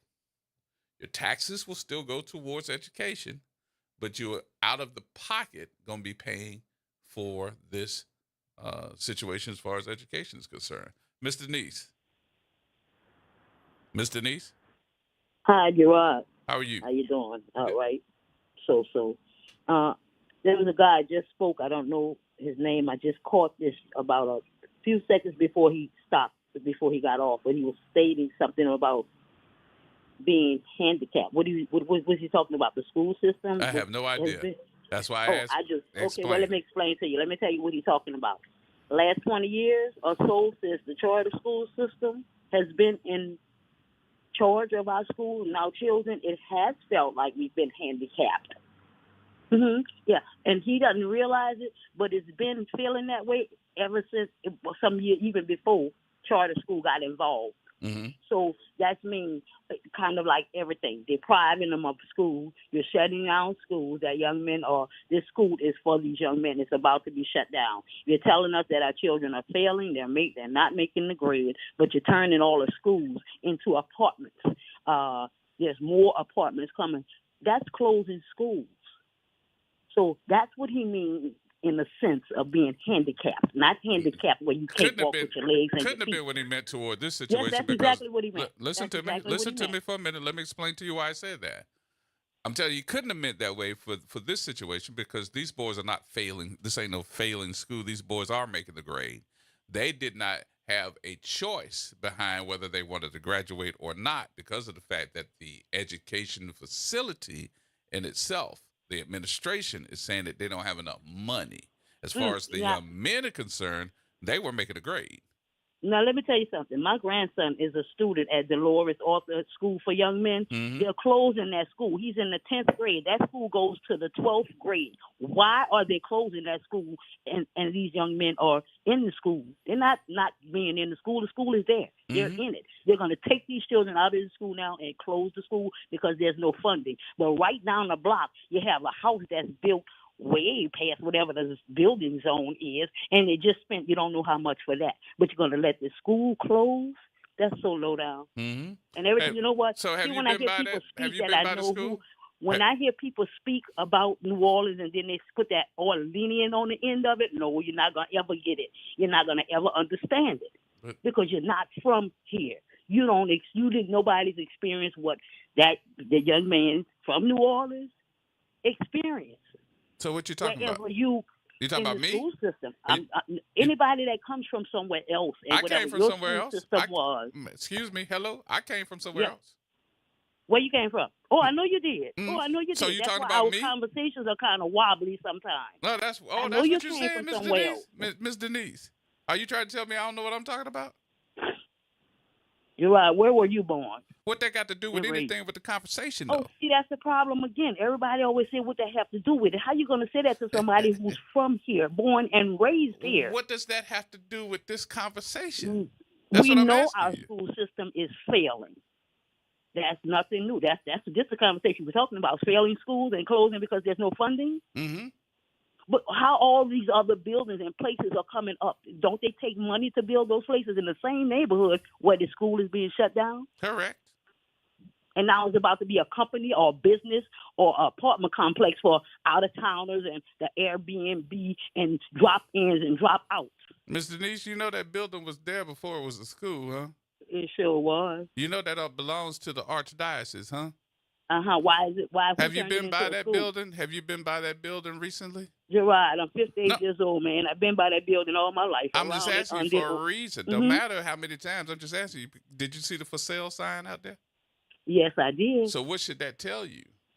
Why? How could you sell a school? That's what it's telling. That's The what it's building making. How do you itself sell a is school? for sale. Okay, well, right. That's right. It's just a building. It's just a building. So what is going to happen to those students that have to leave that building? What other building are they going to go into? So did you tell me that your grandson goes to Arthur? Yes, he does. Okay. So Wilson. you didn't get on the conference call yesterday?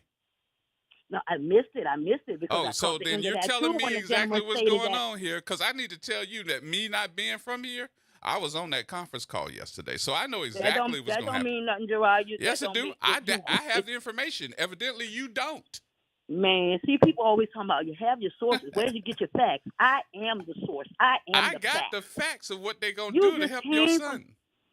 Man, Gerard, all these people that call themselves New Orleanians, that mean they came from somewhere to be here where we were already went to first grade. You keep believing that. You keep believing that here. No, I don't have. It is what it is, man. What you mean believing that? You keep believing that. You can believe that. I am that, Gerard. I can imagine you are. You that plus a bag of dips and chips. That is me. And it bothers me when people say where you come from, it shouldn't matter. It does matter. I'm telling you, it don't matter if I'm telling you about a situation and evidently you don't have the information. everybody that's running our leadership right now in this city right now from somewhere else. So, Ms. Denise, you being from here, do you have the information about where your grandson can be in school? Do you have the information? You know what? No, I don't. Okay. But because of my grandson, he could be in any school he Yes, wants he to, can. and they'll accept him. All right. They'll accept him. Good enough. So again, it Good is luck. just the building. What grade he in? He's in the 10th grade. Okay. He's in the 10th grade. Okay. Now, for the next 2 years, he has to find wherever else they are going to put him to finish 2 years of school. Would you like me to tell you where he can go? Where? Any school he wanted to go to, anyone he wanted to go to. Did you get the information? No, I didn't. Did you And give them your you email? know why that would be? You know why that would be? I didn't get the information, Gerard, because I'm speaking about my grandson and my daughter, who is working right now and raising 3 boys on her own. So she's not really getting the information either from the schools. On what school he can go to. She's out inquiring about. They're not giving her anywhere, telling her go here or go there. Just tell her to check her email. He home right now. He right here now in his room. Just laying tell her down to check on his room. email. When he Check should her be in email. school. You check your email and your daughter check her email. I can guarantee you that they already sent you email. Okay? Okay. All right. All right. Thank you. Take care. Have a good one. And I'm a New Orleanian too. You hear me? No, you're not. Goodbye. No, you're not. No, you're not. They ain't gonna change. Goodbye. You from wherever you came from. I just like the rest of them. came from. Don't make me tell you where I came from. Oh, I know where you came from, bro. Look, I ain't stupid. Goodbye. I know how we all got here. Goodbye. Bye, Miss Denise. Goodbye. Bye. She tell me I ain't from here. Yeah, how long I been here? I know exactly what to do. I was on the conference call yesterday. She wasn't on the conference call. So I got the information. What I have resisted from doing because of the issues is not telling it publicly because they're trying to make some things happen. And I think that I would be out of place, whether I'm from here or not, if I told it and they have asked for, right now, privacy and trying to put this together for those young men. So, Ms. Denise. To you, yeah? Nah. We got to take a break. We'll take a break. We'll come back. We'll have some more conversation in just a minute here. Miss Denise, with one finger in my ear. For you, 2 fingers. More coming up. Everybody hold tight.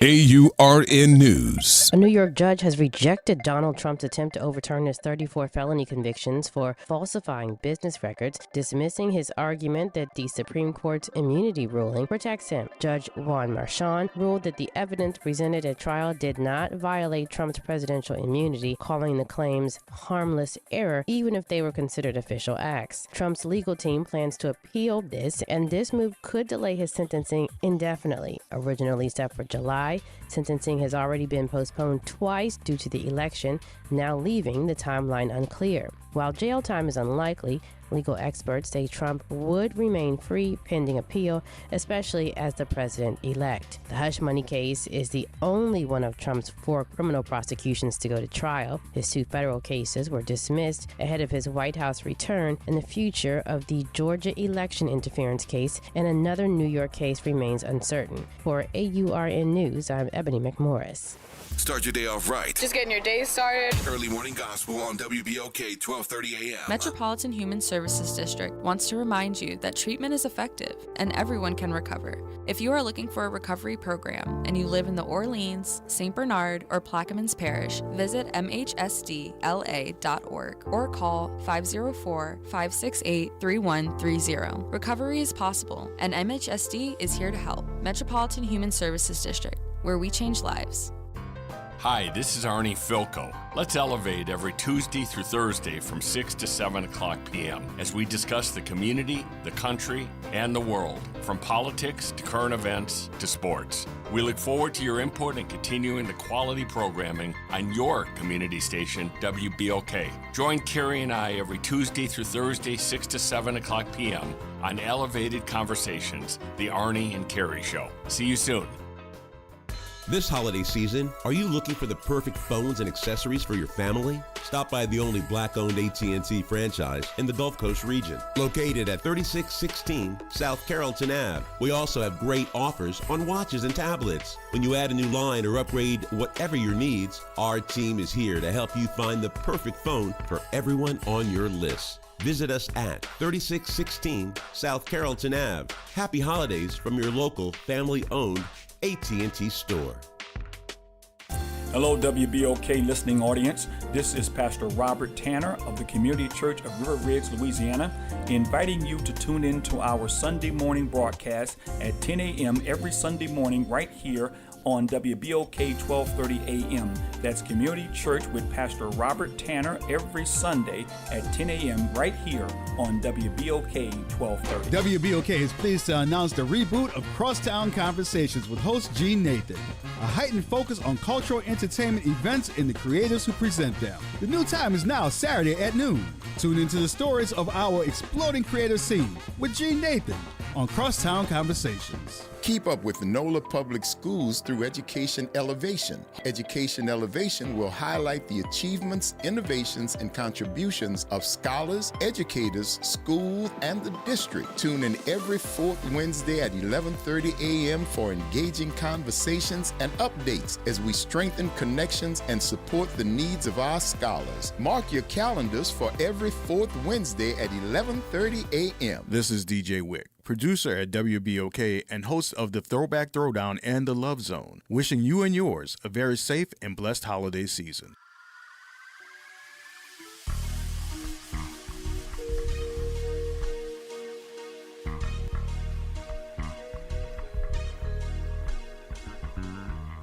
Who bring the power to the people, partner? Who bring the power to the hood home? Hey, that's that. Tune into the reality check, look. Who bring the power to the people, partner? Who bring the power to the hood home? Hey, that's that. Tune into the reality check, look. All right, folks, welcome back. Welcome back. Gerard Stevens with you.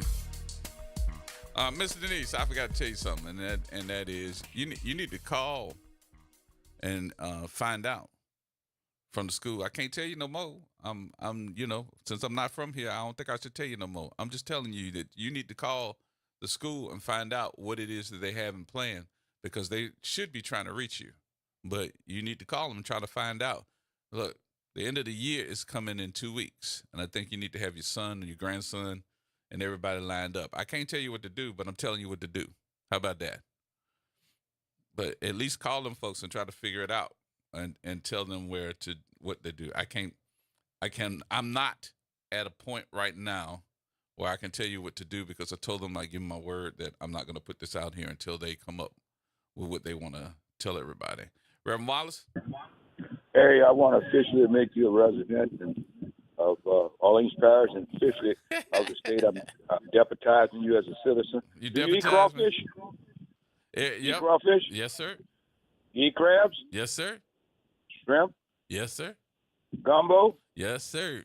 You not do a second line? And I try not to, but I'll go to one. You officially, up this day, I officially swear you in as a resident of Orleans with all wrong rights and privilege to do what you want, when you want, how you want, in the state of Louisiana, on behalf of the residents of New Orleans. Yes, sir. Resident of New Orleans. And hey, man, Merry Christmas to y'all. Same Happy to New you. Year. It's been a good journey with y'all this year. You and my brother sat next to the turkey guy from November. It's good to know that y'all on the radio, y'all on top of the game all the time. You bring good. All year you've been on point all year, Gerard. I just want to tell you, thank you. I got my lawyers looking at the pork chop deal with you. I will have those papers dropped off to you immediately at the radio station. I look forward to it in proclamation style. All right, big brother. God bless you. Have a Talk good to you day. later. All right. Hey, Mr. Lee. Lee, Hello? What you say? Yeah, hey, G-Man, what's up? What's going on with you? All right. Look, I think something a little bit more sinister and economically motivated is in regards or in the ongoing process here in New Orleans about the schools closing. If you notice that Catholic Church closed several months before, and I think that what's going on is, I don't know anything about the lease they had with the Archdiocese or the agreement, but I think that they're closing that school primarily because they want to sell the property. It's more valuable if they sell that whole square for low-income development as far as nursing facilities and stuff like that. It probably is more of a big chunk of money. From what I understand now, don't quote me on this, but from what I see, and this is public information, that the lease was $5,600 a month, and I think the increases were somewhere in the neighborhood of each year of maybe $1,600. Well, where was the planning? Who was involved with the planning for this? They knew this well in advance. They didn't have to come up 30 days before and tell these kids, hey, you're not going to have a school. I don't know where you're going to go, but you got to get out.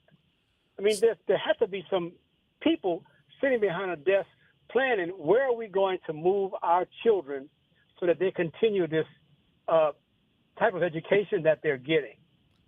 I just don't think there was no wiggle room. I just don't think there was no wiggle room if there was a loss of at least a third of your students. So you're talking about 150 students, and at least 50 of them left and went other places. So you're down to somewhere between 98 and 100 of them. So is there any wiggle room to say, okay, I lost a third of my attendance here, and how do I survive? Well, see, there's no planning. These administrators have to realize, hey, we got a plan for next year. Yeah. What are we going to do to encourage the students to come here? Yeah. As opposed to just saying. So I don't know if it was planning or what we call it marketing. So I think it would be a little bit of the marketing. So, coolly. Yeah, that's the word I'm looking for. Thank you, my friend. I appreciate you. Happy holidays to you and your family, man. Merry Christmas to you, man. Talk to you later. All right. More coming up, y'all. We got to take a break. We got news at the top of the hour, and we'll be right back right here at WBOK.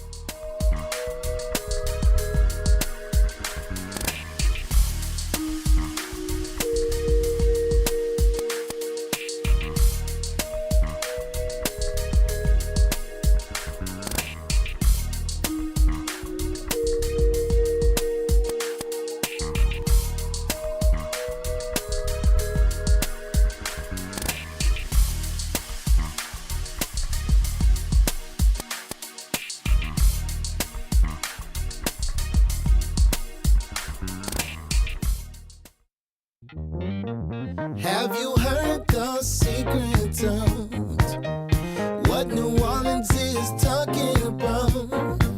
I promise everything will be okay if you're listening here on the airwaves. It's that WBOK 1230 AM. WBOK 1230 AM New Orleans, home of the Reality Check, weekdays 1 to 4 p.m. This news report is brought to you by New Schools for New Orleans. I'm Amber Payton with 4 things you should know from BIN News. Police in Madison, Wisconsin are investigating a school shooting where a 15-year-old girl killed a teacher, a student, and injured 6 others at Abundant Life Christian School before taking her own life. 2 victims remain in critical condition, and police are examining a document possibly linked to the shooter. Black New York City Mayor Eric Adams may get some legal help from President-elect Donald Trump. In a press conference Monday from Mar-a-Lago, Trump says he would consider potentially pardoning Adams, who is facing federal fraud and corruption charges. TikTok is asking the Supreme Court to block a law that could ban the video app. The law, which requires the Chinese-owned platform to be sold or shut down, goes into effect January 19th. And Black WNBA star Asia Wilson is reportedly signing a historic 6-year extension with Nike, one of the richest shoe deals for a women's basketball player. Her first signature shoe, the A1, is set to release next spring. Get BIN News on demand 24/7 at BINnews.com. New Schools for New Orleans wants to send a huge congratulations to all of our educators, students, and families of New Orleans for their continuous academic growth. School performance scores have been released from the state. For the first time in many years, there are no failing schools in New Orleans Public Schools. As a district, our performance increased by 4 points. In addition, Orleans Parish now exceeds pre-COVID school performance score for all students by 6.2 points. When you see a teacher, school leader, or student, be sure to show them some love.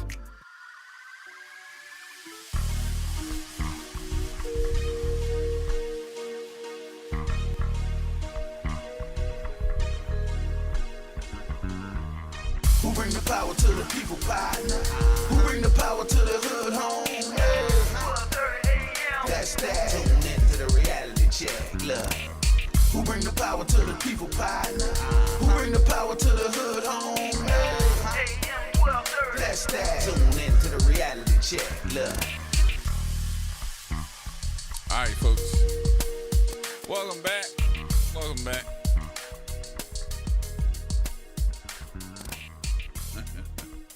I got one for you. Y'all ready? Johnny Jackson Boulevard. Should I just wait? Jazz? I can sit here and wait for the phone to ring. Let me give you the number.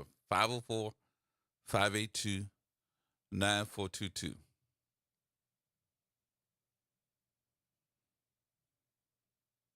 Johnny Jackson Boulevard. I'll wait.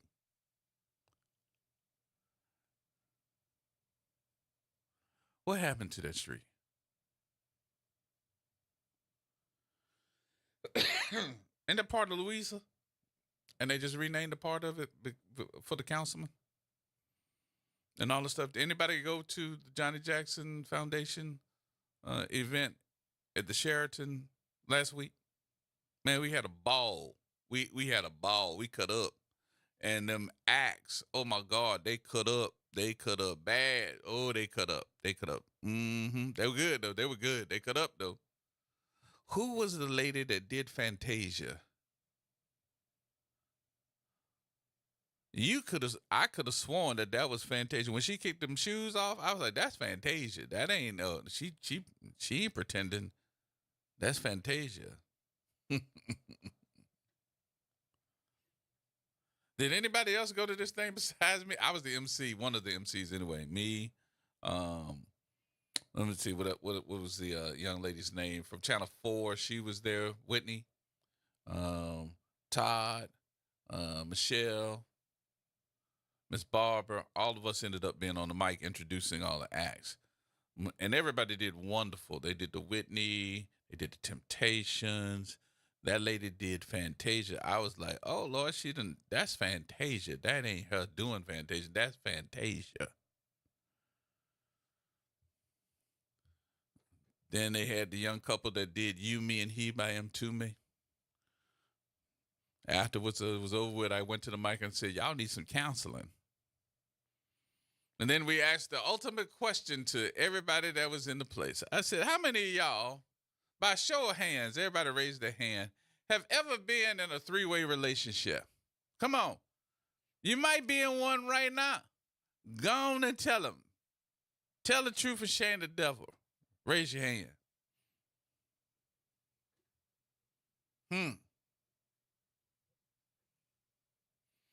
You could hear the murmur that was going across the room. Everybody was like, I can't believe he just asked up. Go on, tell the truth. You might as well tell them right now. Baby, I'm just letting you know that I got a side piece.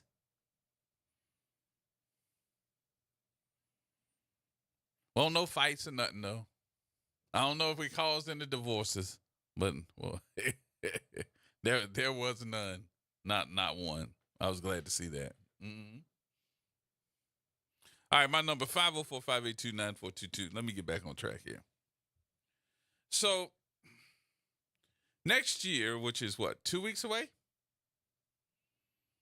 2025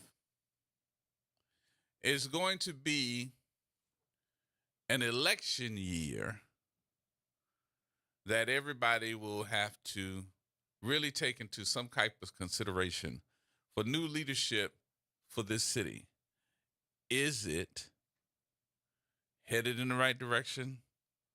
Are you getting the things that not only the city should be providing, but the state? What are your elected officials doing to make sure that that happens? What are your elected officials doing? And are you scared? Now, I need to ask you this question. Are you scared to replace them? Hello, somebody. I said it. 504-582-9422. Are you scared to replace them? If I came up and said to you in my, I guess in my conversation piece to the public, here's what I plan on doing. These are my pet peeves. And just to make sure that y'all can keep me on track or keep me accountable, I need to come back to you at least 3 to 4 times a year during my term to tell you what we've accomplished. It might take some time. There might be some growing pains. But I need to be able to advocate for you. And Miss Denise, I can run for office because I live here, by the way, not because I'm a New Orleanian that lived somewhere else. Because part of the problem with a lot of folks, whether you want to believe it or not, they believe into the culture of what's here. And I believe in the culture of what's here, but you ain't never been nowhere else. So you have no idea on what's available to you. That's what happened when 150,000 folks did not come back to New Orleans. Well, I'm going to say it's partly what happened. When 150,000 folks did not come back after Hurricane Katrina. Well, what you talking about, Gerard? Some of those folks found out what good living is all about for less money or the same money with a whole lot more in different places. They got a chance to see what else was out there, what was being offered to them. It breaks my heart when I see and hear young men and young women that live here that have never been anywhere else because they've never seen what it's like to live in another state or what's being offered to them or what's available to them. Y'all just used to squalor here. And that's your whole world. Whenever there's a trip or whenever somebody's offering a trip, I mean, I can appreciate, I saw so many folks, and this is one of the things that I noticed. I saw so many folks that were cheering on the young men of the Marching 100 at St. Aug. They were cheering them on when they went to Paris.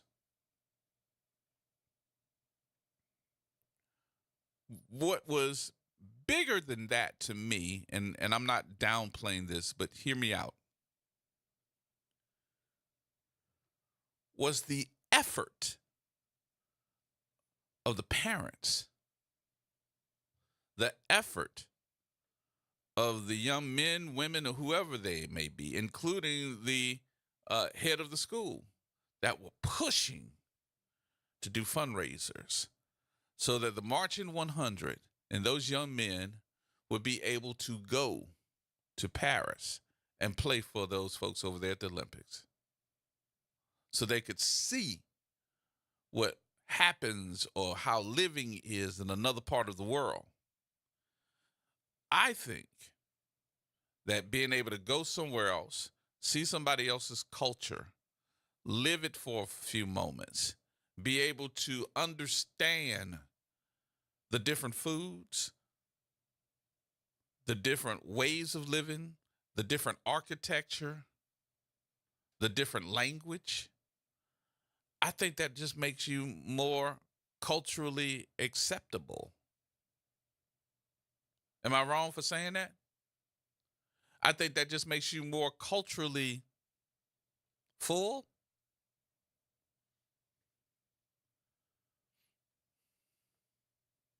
And that's why I say whenever you can get a group of folks that are saying, hey, we want to take a kid or some kids somewhere outside of this city it don't have to be to Paris. You might want to just take them up to somewhere in another state, somewhere in this state, so that they can see. I think it opens their brain to accept how other folks live, to be able to look and see how somebody else operates. And if you don't do that, then this is what we get.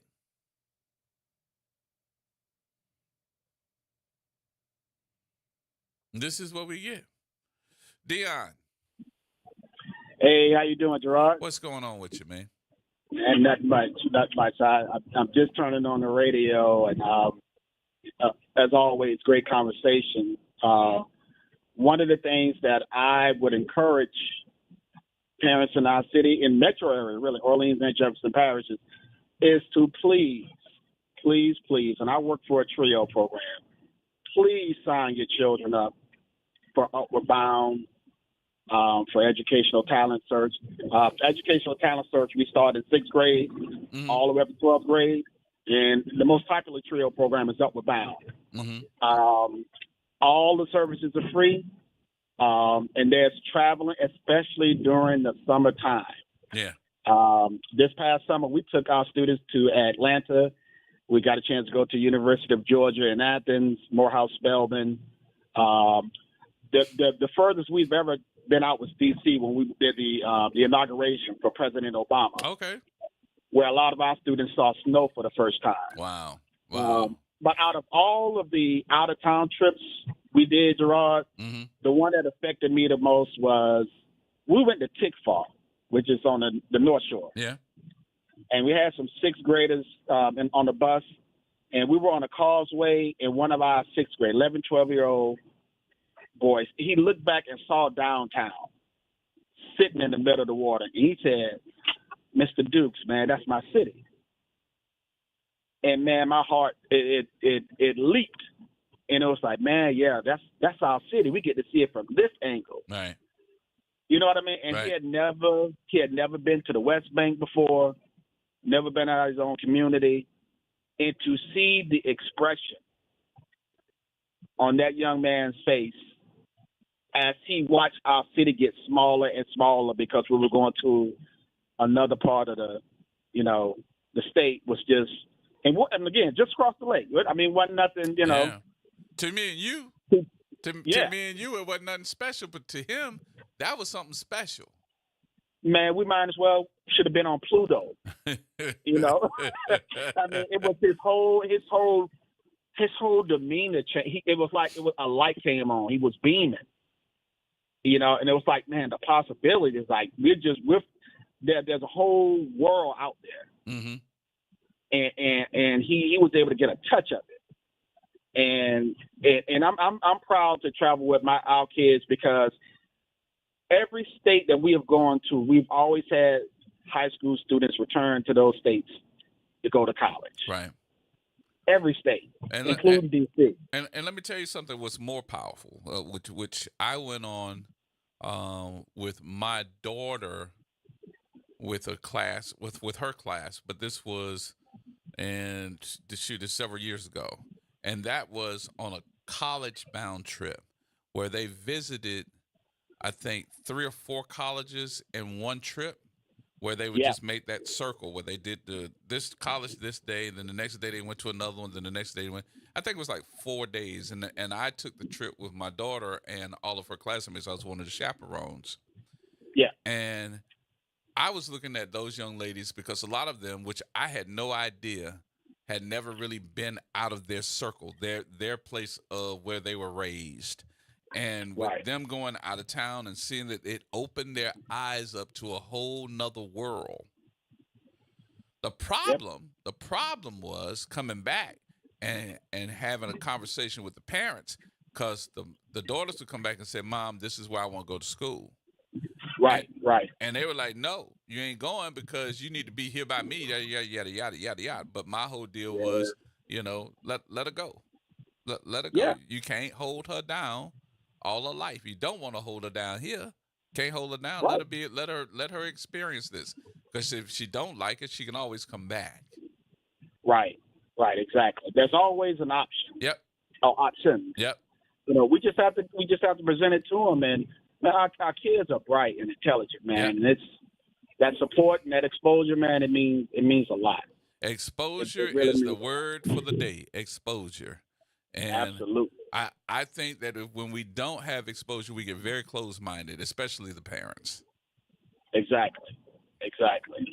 So, but like I said, I would encourage the parents out there to look into, they're called TRIO programs. Most of us we've heard about We're Bound, which is 9th and 12th grade, but Educational Talent Search, it starts in 6th grade. Okay. And so, SUNO has these programs. I work for UNO, Xavier, Loyola, Tulane. So a lot of colleges in the area, they have these programs. They even focus on STEM, some of them. And so, I mean, they've been around since the 60s. And a lot of our parents, for whatever reason, they're a little hesitant to sign up. And I have an understanding why, but is it a those trust programs factor? are there. What is it? Well, we work with primarily it's low income first generation. Okay. And so there's an application, and you have to fill out an application, and so a lot of our parents are hesitant to give information. Right. Which I do understand. I understand. So I don't want to be ready to put parents down because that information it's important, and right. Some parents think you may do something with the information, and then that's where talking to the parents, going in the community, going into their homes sometimes, to the local libraries, to the schools, and letting them know, this information is for this reason. It will be under lock and key at the university. No one will have access to it. Right. And so, so it's like pulling teeth from time to time, but man, it's worth it. Yeah. I agree. It's worth it. I agree. Yeah. Thank you, Dion. Appreciate you. All right, you're welcome. All right, no problem. We got to take a break, y'all. We'll take a break. We'll come back. 504-582-9422 is my number. More comes up in just a minute. We'll talk about some other stuff, too, here. Don't go anywhere. And there's going to be a special guest today during the sports report with Ro Brown today. When I tell you who it is, y'all going to be like, what? And he's going to be in studio. I'll tell you more about it in just a minute, y'all. Hold on.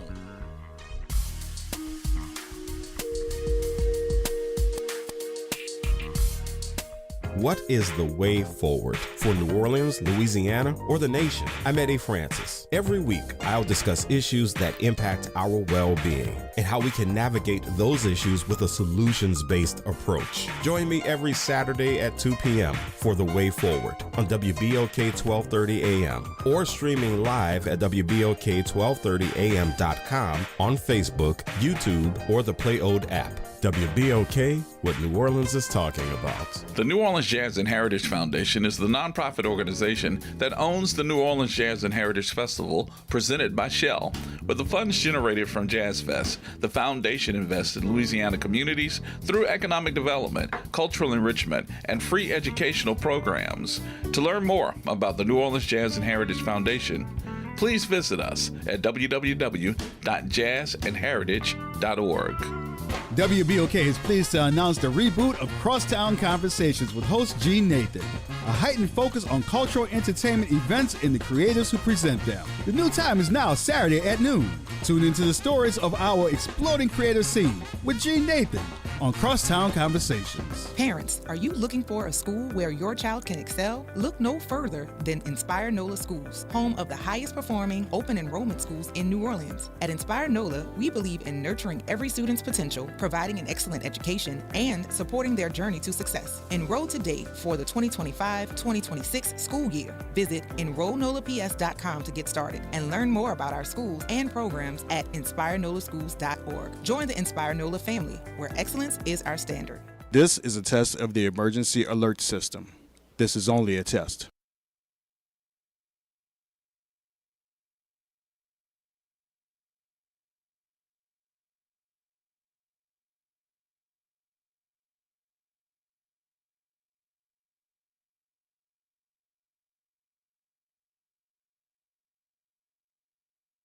This has been a test of the emergency alert system. Happy holidays, everybody. This is Graylin Brian Banks of the world's largest front porch, wishing each and every one of you a very joyous holiday season. Stay safe and practice random acts of kindness. Peace. Making a difference in the community. WBOK 1230 AM.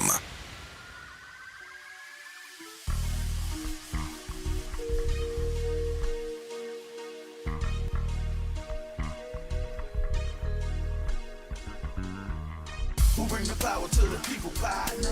Who bring the power to the hood home? Hey. That's that. Tune into the reality check. Look. Who bring the power to the people, partner? Who bring the power to the hood home? Hey. That's that. Tune into the reality check. Look. All right, folks, welcome back. Welcome back. Gerard Stevens with you. I was worried about my friend and her family, but I'm noticing that there's going to be another day here. Thursday they will be, and so the court date for Jamie happened, but I don't think they finished it on yesterday. They kind of duped me a little bit because it started at 2:00, but I had to be here, so I couldn't go. But the next court date, because they didn't finish it, is going to be on December the 19th. That is, what, 16, 17, 18, 19. That is Thursday? That's Thursday? The 19th? Yeah, that's Thursday. It starts at 11 o'clock. So that would be the Johnston family trial. Thursday at 11 o'clock, Section A in Orleans Parish Criminal District Court. So we want to make sure we get in there and say, because I understand that there was a lot of folks that showed up yesterday. If anybody went and you listening to me, call me. Tell me what you saw. I am not asking Jamie or her family members to, because they are on trial. I'm asking you, if you went, what did you see? All right. And so Jamie, don't call me and tell me, because I know you're on trial. I don't want nobody saying, oh, he gave her the mic and she did this in the next date, which is coming up on the 19th. I don't want to jeopardize nothing. Also, today, I told you he gonna do it, and he gonna do it. The one, the only, the magnificent. Here's the magnificent. Ro Brown is gonna be here today for the sports report. Guess who his guest is? Did he tell you who his guest was, Jazz? He didn't tell you? He told you who it was? The guest this afternoon on the sports report will be Saints linebacker Demario Davis. He's going to be in studio with Ro. So you'll be able to call in and talk to him about the Bart Starr Award luncheon, which is going to happen on Super Bowl week. That is today on the sports report. We're about, 35 minutes away from that. So Demario Davis, Saints linebacker, is going to be in studio with Ro Brown today about 4 o'clock. Don't miss out on this one, because it's going to be good. All right.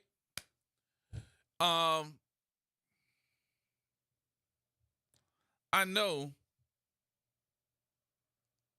that getting culture is one thing, because you know what we do? We talk about culture here all the time, but it's reverse culture. What? Yeah, it's reverse culture. What you trying to say, Gerard, that ain't from here, that, you call yourself a New Orleanian? Y'all know Miss Denise, you ain't gonna never let me lay that down, huh?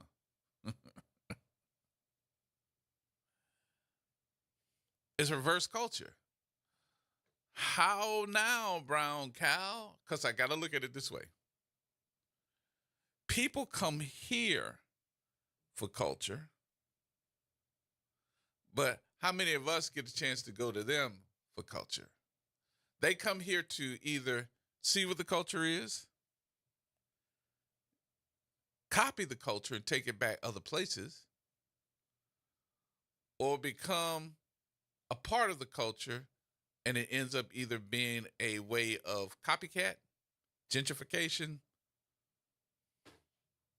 imposters. How about that? So, how about if we took our culture to learn other folks' culture, or should I call it history? How about somebody saying, you know what I want to do? I want to get a bus ride together. Get me a 55-passenger bus a 55-seat passenger bus, and get us a group of young people that need to know a lot about their history. And let's take them on a tour of Black Wall Street. You know you can do that, right? Greenwood, Tulsa, Oklahoma.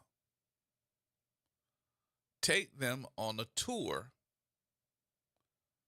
of where the Tulsa Massacre, the 1921 Tulsa Massacre took place, so they'll understand their history.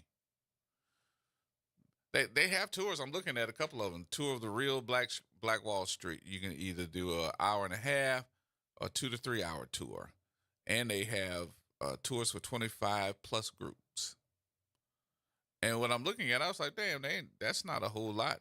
Somebody can sponsor a kid, you know. They have kids for the 1.5 hour tour, $25 per guest. For the 2 to 3 hour tour, it's $40 a guest. I'm not asking you to take 100 people, but I am asking you to get you a bus and get you maybe 10 kids. Get you 20 kids. Put them on that bus. Or if you're really big money grip, fly them out there. You'd be surprised on how many kids have never been on a plane before. Get you some hotel rooms that you probably can get some discounts on and have a sponsor of it so that they will learn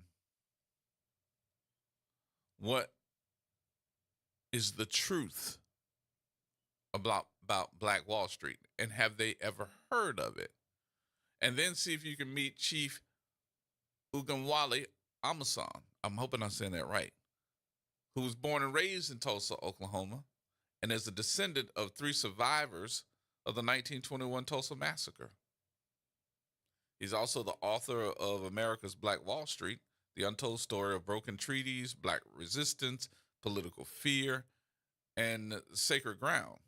Y'all be surprised on the information that can be soaked in by our young folks just by taking them and showing them this happened. You might not know it, but this happened.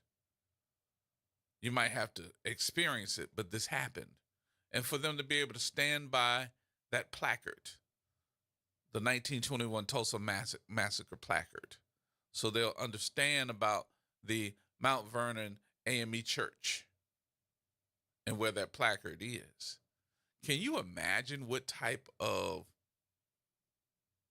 impact that would have on a young person's life to be able to, that's the type of stuff that you want to have them to sustain in their memory forever. Take them to Atlanta and go by Dr. King's church and go by Ebenezer so that they'll understand too that this is Dr. King's church, even though now that the pastor is a sitting senator.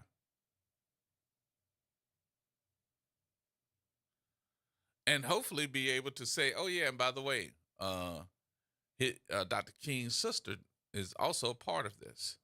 You know, let them know that Aretha Franklin sung there. So they'll know their history.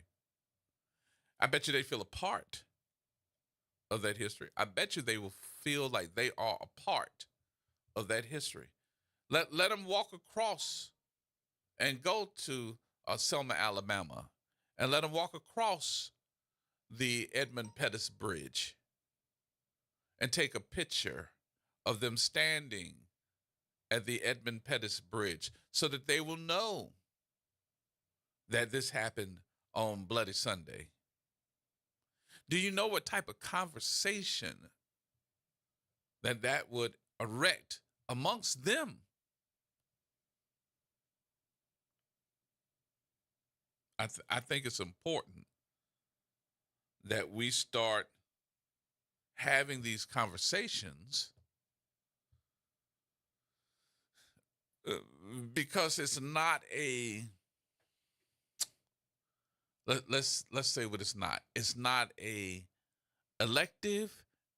It could be elective, but it's not a.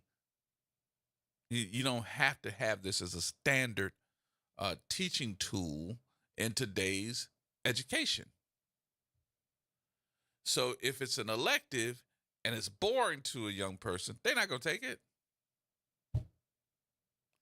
But if you can put them on a bus, raise some money, and see these young kids prosper as they are learning something about their own history, I get you. I can almost bet you that their mindset changes about what they care about.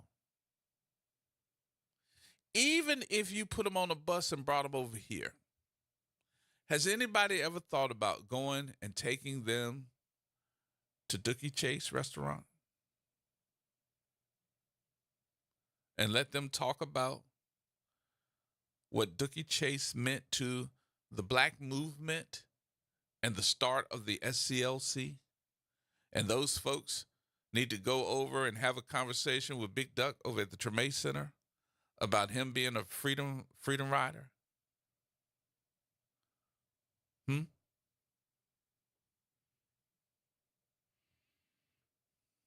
I can guarantee you that it don't cost an arm and a leg to get some heritage, to get some culture, to get some history in their lives. And I think that when we have the conversation, I've heard so many of you, you heard what I said, heard so many of you. One in particular, I even say, Mr. Harold says it all the time. We don't know who we are. I don't want to agree with him on that. I really don't want to. But some of the stuff that I just named, I can guarantee you that there's somebody out there saying, the what? The Edmund Pettus Bridge, where that at? Is that by the GNO? No.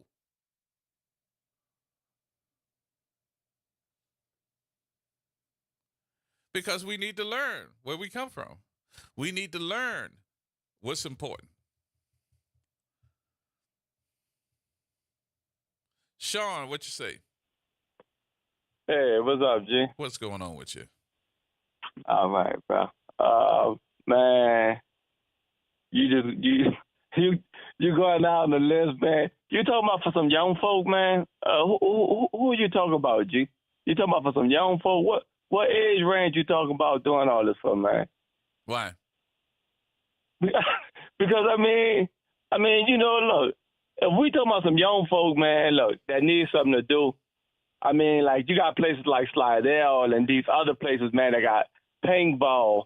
They got four-wheeler space that they can ride around with four-wheelers and stuff like that. The thing about it, man, New Orleans is giving the kids what they don't want to do. And that's the problem. They're constantly contributing to these organizations where these kids don't want to be there, don't want to go, but this is some of the dollars that's being contributed to them from the city. And the thing that the kids going to flourish and want to do, we don't have. And that's the thing about it, you know? I mean, man, it was so many kids that was saved, you know, that grew up in the projects because they had, especially by the Lafitte Project, man, they had this guy, Leroy, and they would bring you to Comiskey Park, man. You could play baseball, football, and different things like that. You know, the parents didn't have to worry about bringing their kids there, picking their kids up. I mean, it has so much more then, and the resources so much more plentiful now, but we're not catering to that any longer.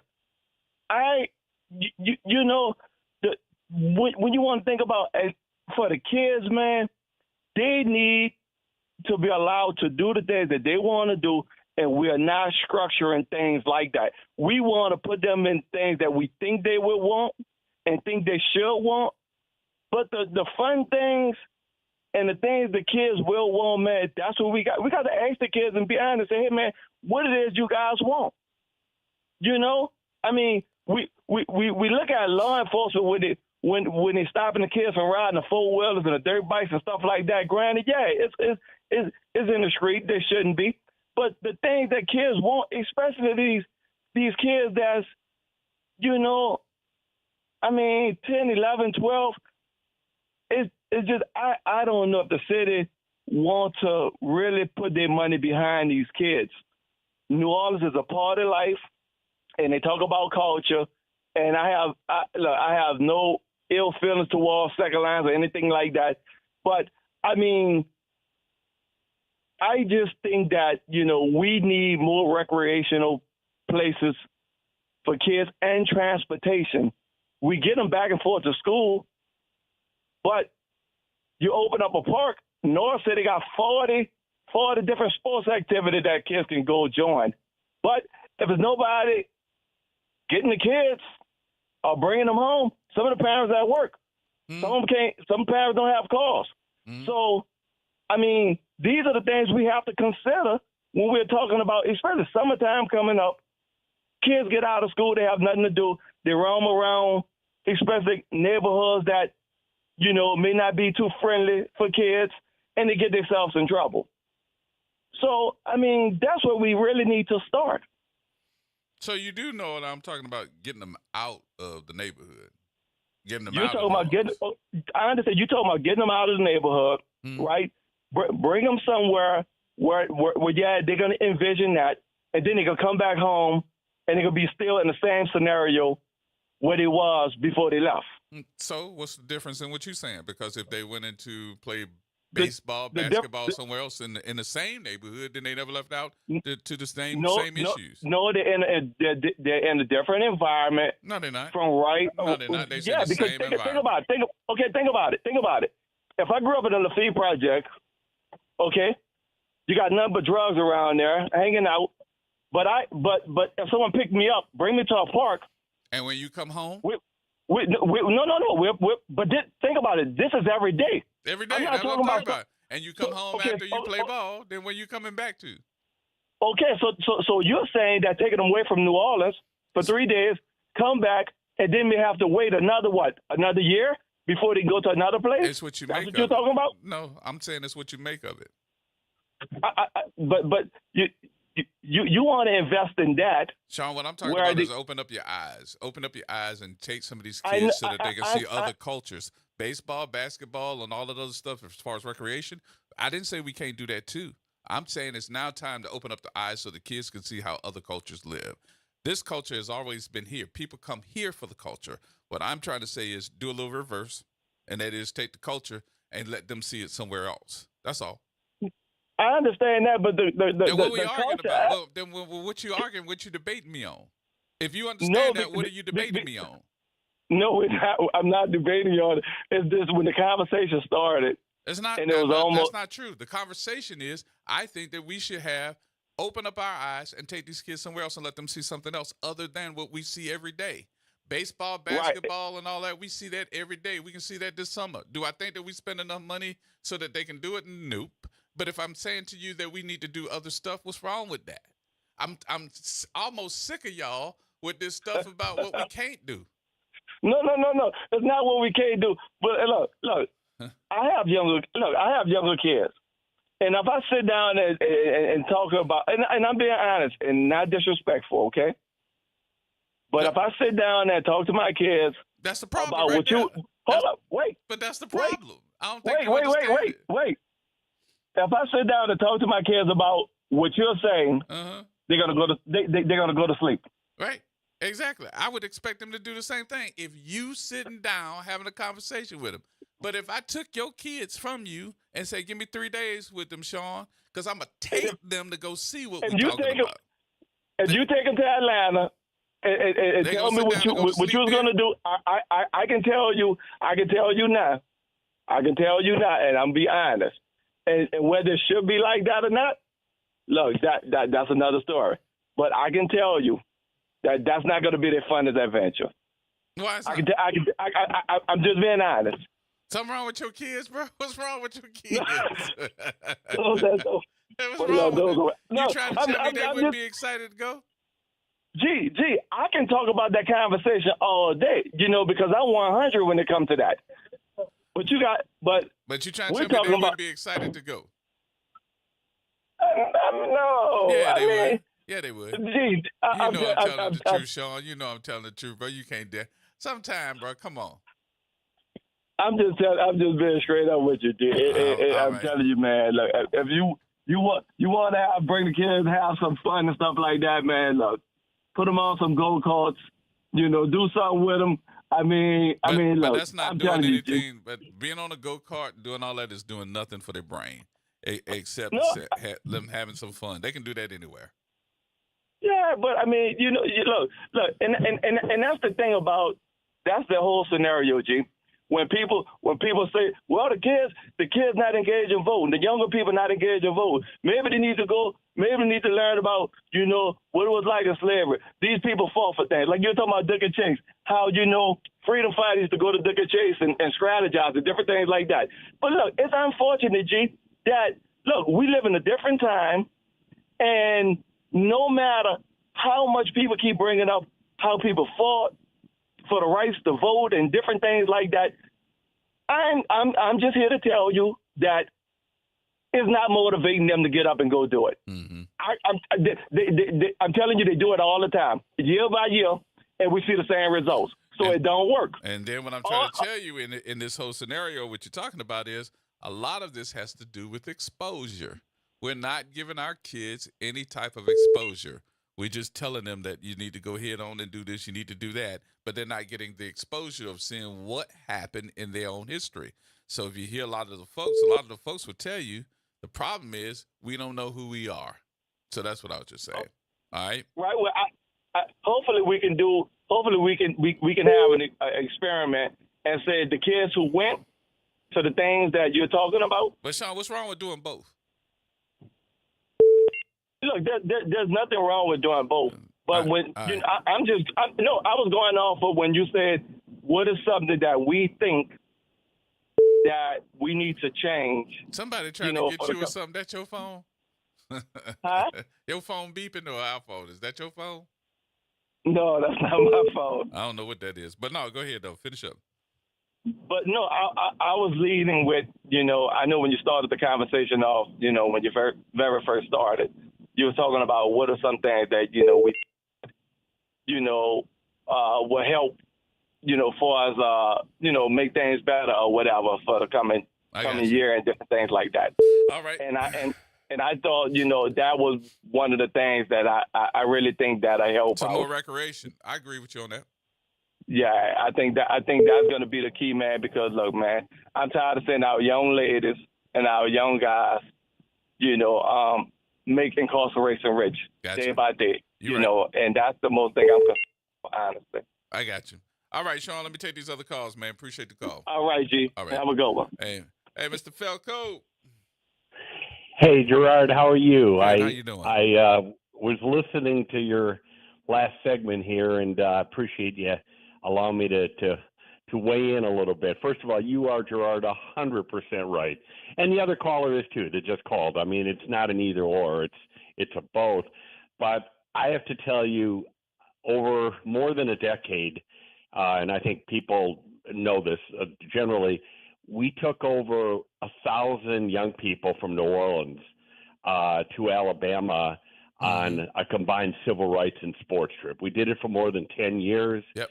We didn't stay overnight, which it would have been much easier, but very late, very long day, and we took them to the civil rights sites in Birmingham, the 16th Street Baptist Church, the Civil Rights Museum. We took them to Selma. They walked across the Pettus Bridge, but then we combined it with some fun stuff in sports. And people may not know this, but the oldest baseball stadium in the country, Rickwood Field, is in Birmingham, and we took them to University of Alabama football complex. And again, more than 1,000 kids over 10 years. And I have to tell you, Gerard, you are so right. It's about exposure and giving these kids the ability to learn interactively about history, to get out in New Orleans and see it with their own eyes. And it's absolutely amazing. And I will tell you some good news. We're going to bring the trip back this spring. Good. We're working on it right now. And it is exactly what our kids have to do, because I saw statistics when we moved to New Orleans, was with the Saints. we have the largest percentage population-wise in the country that never leave the boundaries of our own city. Mm-hmm. And, you know, you're from North Carolina. I'm from the Midwest originally. I mean, it's important that all of us, kids and adults, don't call see what yourself else a New is out there. Orleanian. Don't call yourself a New Don't call yourself What? a New. No, I'm being facetious because somebody said, you know, I'm tired of hearing y'all from other places calling yourselves New Orleanians. I was Well, just being facetious, but go ahead. When you lived here 24 years, I consider myself a New Orleanian There at you this go. point. There But, you go. but I'll just say you are so right on here, and we need to do more of this. We need to get the kids here, the youth, the high school students, the middle school students. You know, get them on a bus and let them see for a day or two, you know, what Selma looks like and Birmingham looks like and Atlanta and these other places, because it opens their eyes. And yeah, maybe it's not as fun as going to you know, something in Slidell or New Orleans or whatever. But I'm going to tell you, once these kids get on the bus and they, you know, we show them the movies on civil rights, we usually have a speaker or two on the buses. It is just amazing to watch how interested these kids are. And, you know, and I still have parents come up to me and say, you know, my kid was on that trip 8 years ago and he still talks about it. So, again, I just wanted to commend you because this is a really important topic. I remember I usually use you as my I don't want to say it as my guinea pig on this one, but I usually use that trip when you took those young men because at that point in time, I think Paul Boulier went, Reverend Skip went. And both of them came back with nothing but praise in what you did. And just to hear those young men talk about that trip, you know, it let me know that they paid attention. Sometimes it's not about the information, it's about the presentation of the information. And that presentation that you provided was not only just, you know, history, it was also about being a part of it and seeing it for themselves, because you found out, just like I did, that some of those young men had never even gone out of their own circle. They had never been out of their own neighborhoods. No, that's exactly right. I mean, look, you know, the kids may read about it in a history book, but they somewhat, you know, they pass it over and they forget about it. But when you walk into the 16th Street Baptist Church in Birmingham and you see where the bomb went off that killed these poor girls, yes, I mean, it's something you will never forget in your life. Right. And so I just, you know, I commend you for talking about this subject, and again, kind of watch because, you know, we'll connect it with WBOK. But you know, we're gonna bring this trip back this spring and try to make it an annual now and endow it so that it's there for a long, long time. But again, thank you for bringing it up. And absolutely, you know, let's give kids the opportunities.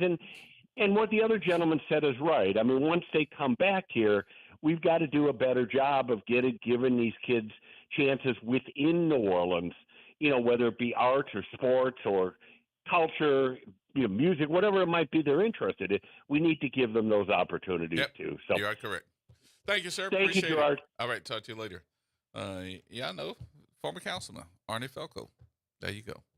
All right, we got to take a break here. I see all of our lines lit up. We'll come back, have some more conversation to wrap up the show, y'all. Everybody hold tight. Miss Lowe, my other cousin, I see you on there. Y'all hold tight. More coming up next right here on WBOK.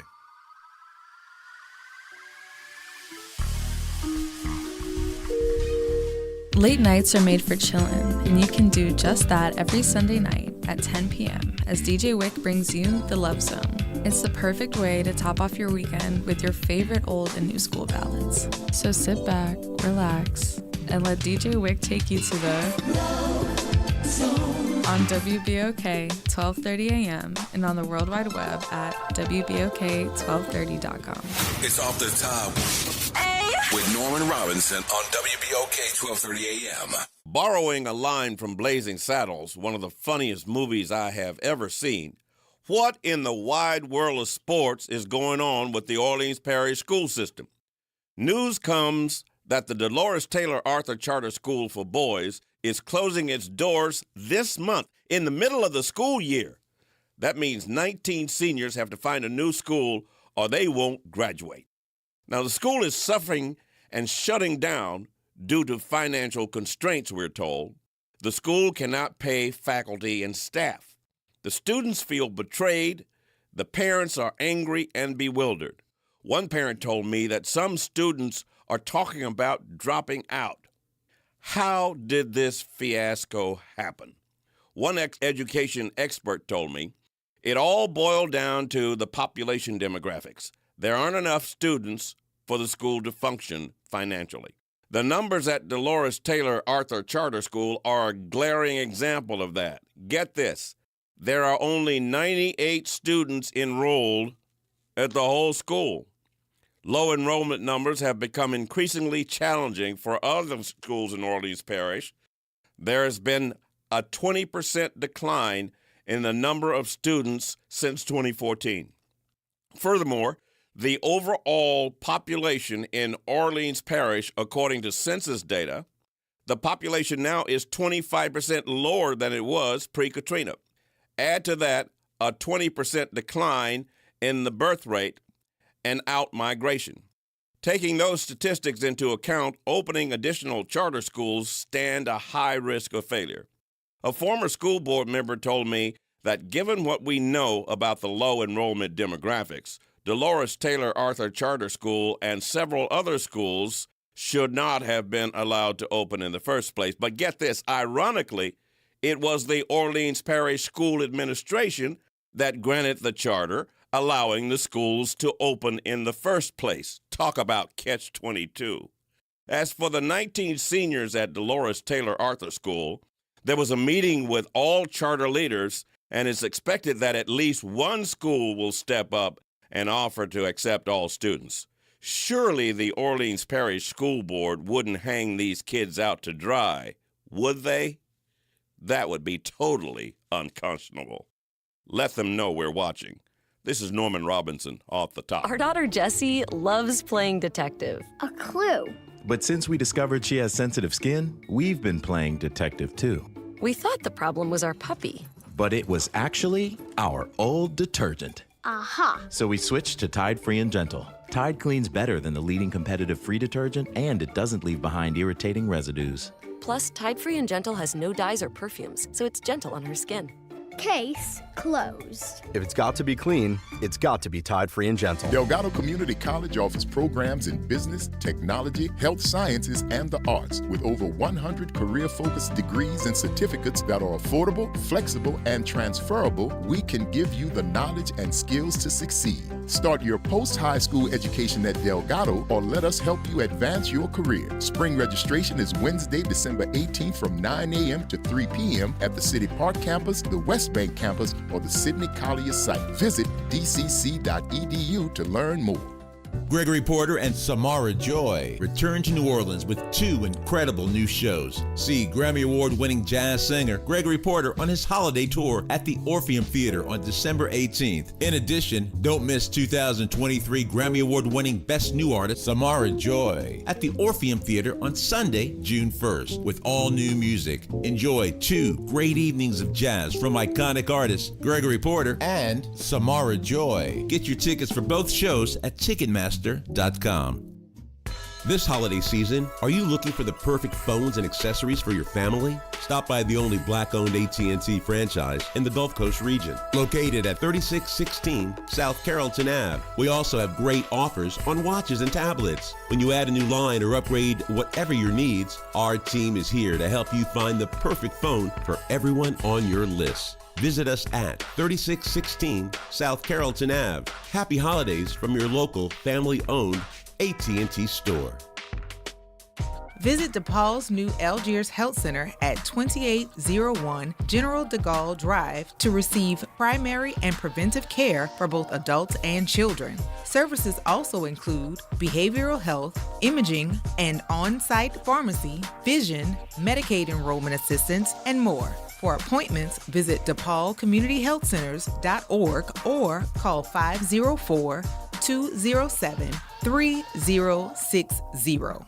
Wow, what's happening? This the Jazz Man over here at WBOK holding it down. Want to wish everybody a happy holidays. Y'all be safe out there. Hey, this is Ro Brown, and the Sports Report is coming up next, right here on WBOK, 1230 a.m.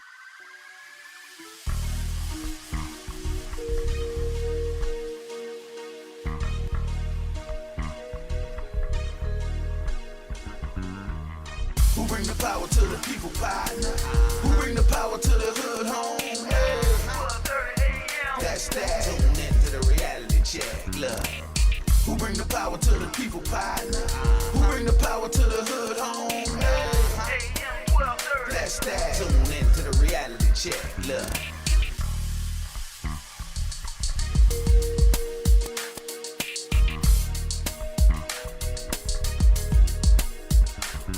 Just a few minutes here before we have to get off the air. So I got to make it very short. Mr. Bob. Yes, man. I'd just like to say about that Ernie Philco situation with the bus ride. Mm-hmm. I would like to know where that happens because I got a 30-year-old son and some other guys that need to go. They don't have a clue either. I really like to. I'd rather for you to it ain't get funny. with him. It really ain't funny that you No, say that, no, brother. seriously. I know, I'd rather I know, get with I him know you're being serious. and announce this when it's gonna happen. Because I like to get involved with that also. He'll let us know. He'll definitely let us know. Because they got some 30-year-olds and 20-year-olds don't have a clue. Yeah, that's a shame, ain't it? But yeah, it's a shame, but seriously, they need to go take that trip also. Yes, indeed. I agree with you, Mr. Bob. Thank you, sir. I'll let you know, and I'll make sure that we have that conversation again. All right, then. Thank you, man. Thank you, sir. All right, Miss Lowe. Miss Lowe? Hi, Gerard. Hey, dear. Yes. Hi, Gerard. Listen, I'm going to be quick as I could. All that is good. Exposure, presentation to the children. These things and these trips will help the children understand how to belong. They belong. You know, you get that feeling when you know you belong. Mm-hmm. That would help them. And it's part of history. We didn't get just educated when we just went to school. We got educated at home around old folks telling us things, history, daily. You know, but all this will help our children so they can see themselves instead of just seeing other cultures all the time. That's why we buy for my grandbaby. We buy stuff that look like him, right. You know, to help them out so they can understand they belong. That's all I wanted to say. Have a good one. Thank you, my dear. Appreciate you much. All right. Cousin, real quick. Hey, cuz. What you say? Thanks for taking my call. Look, I'm going to give you the key to the city since you got the proclamation. But I'm going to agree with a lot of things that people already said. Different kids for different trips. And at the McDonald 35 High School, we have taken kids on field trips to various places. And last year, it was at the New York Stock Exchange. Yeah, I remember. We went to Edis Pettis Bridge, you know, to Martin Luther King Church. Right. A whole bunch of places we take the kids to.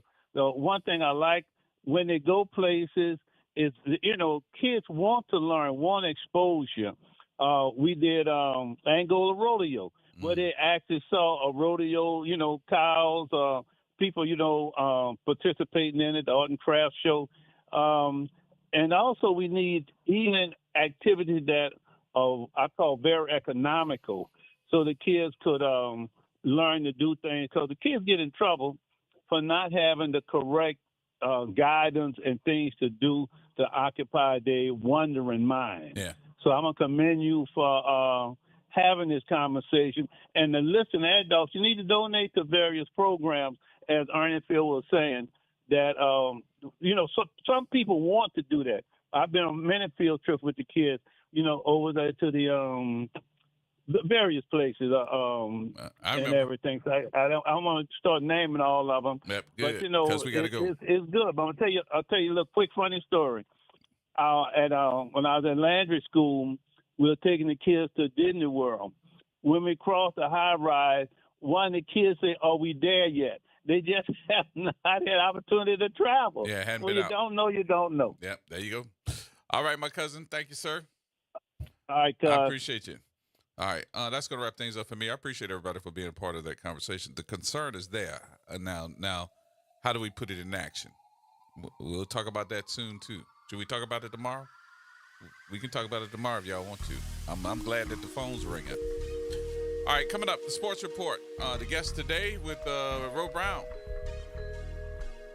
the Saints linebacker. Yes, indeed. They're coming in to talk about what's happening during the Super Bowl. You don't want to miss all that good information because DeMario's coming in and he's going to be sitting down with Ro. More next, right here on WBOK.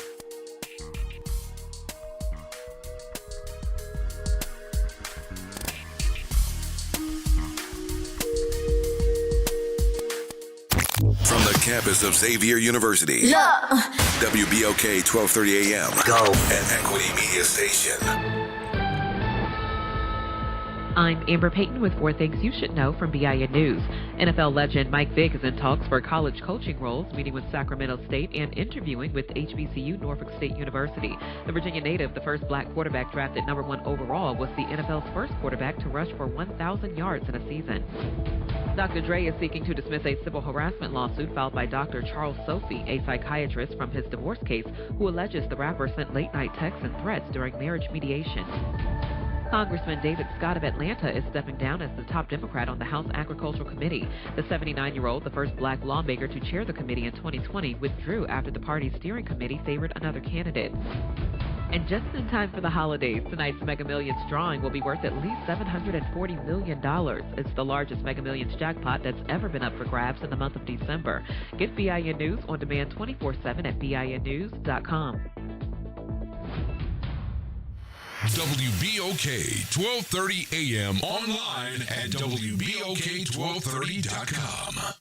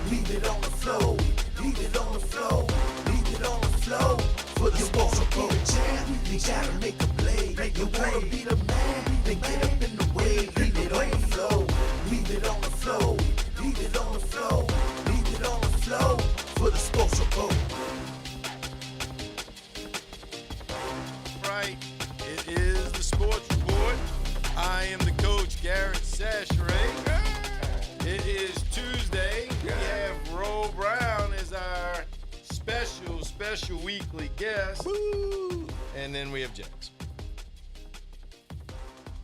No, just mute it. You really don't have to sound so enthused. That was That was enthusiasm? That was. Oh, we need to. That was in fake as much as I could go on. All right. WBOK 1230 AM is the station. 504-582-9422 is the number to call to be part of the show today. Ro, we have should we tell everybody or just leave it as a surprise and tell everybody about the special guest we have? Gerard probably told them already. So go ahead and enlighten the folks that just tune in for the sports report and don't listen to anything else today on this station. Well, during Super Bowl week, Athletes in Action always has a luncheon that they call the Bart Starr Award luncheon, where they give the Bart Starr Award to a National Football League player. And, of course, that luncheon will be held the week of the Super Bowl in February when it's here in New Orleans. And so we will have to talk about the Bart Starr Award and whatever else he wants to talk about. A past winner of the Bart Starr Award, Demario Davis, who won the award in 2020. That was pandemic time, and it was virtual, but, he won the award, and he will be here with Mr. Corwin Aldridge, who is with Athletes in Action. He is the executive director of The Breakfast, and they will be here in studio during the first hour. Woohoo! Woo! Demario Davis in the house, in his house. Oh, you ain't gonna be talking about tanking now, are you? Mm-hmm. You ain't got where's your Saint stuff? Why you ain't wearing your Saint stuff today? Because I wore it yesterday. Well, that ain't never stopped you before. Okay, from all right, go ahead. Talk. T.A.N.K. Dang. You ever seen Demario Davis in person? And you ever seen him in person? And I'm asking you a question. And what are you suggesting? That I'm gonna be scared to see that the Saints should tank while Demario Davis is in the building? You should. Absolutely not. I will absolutely not be scared to see it. Well, you should, out of respect.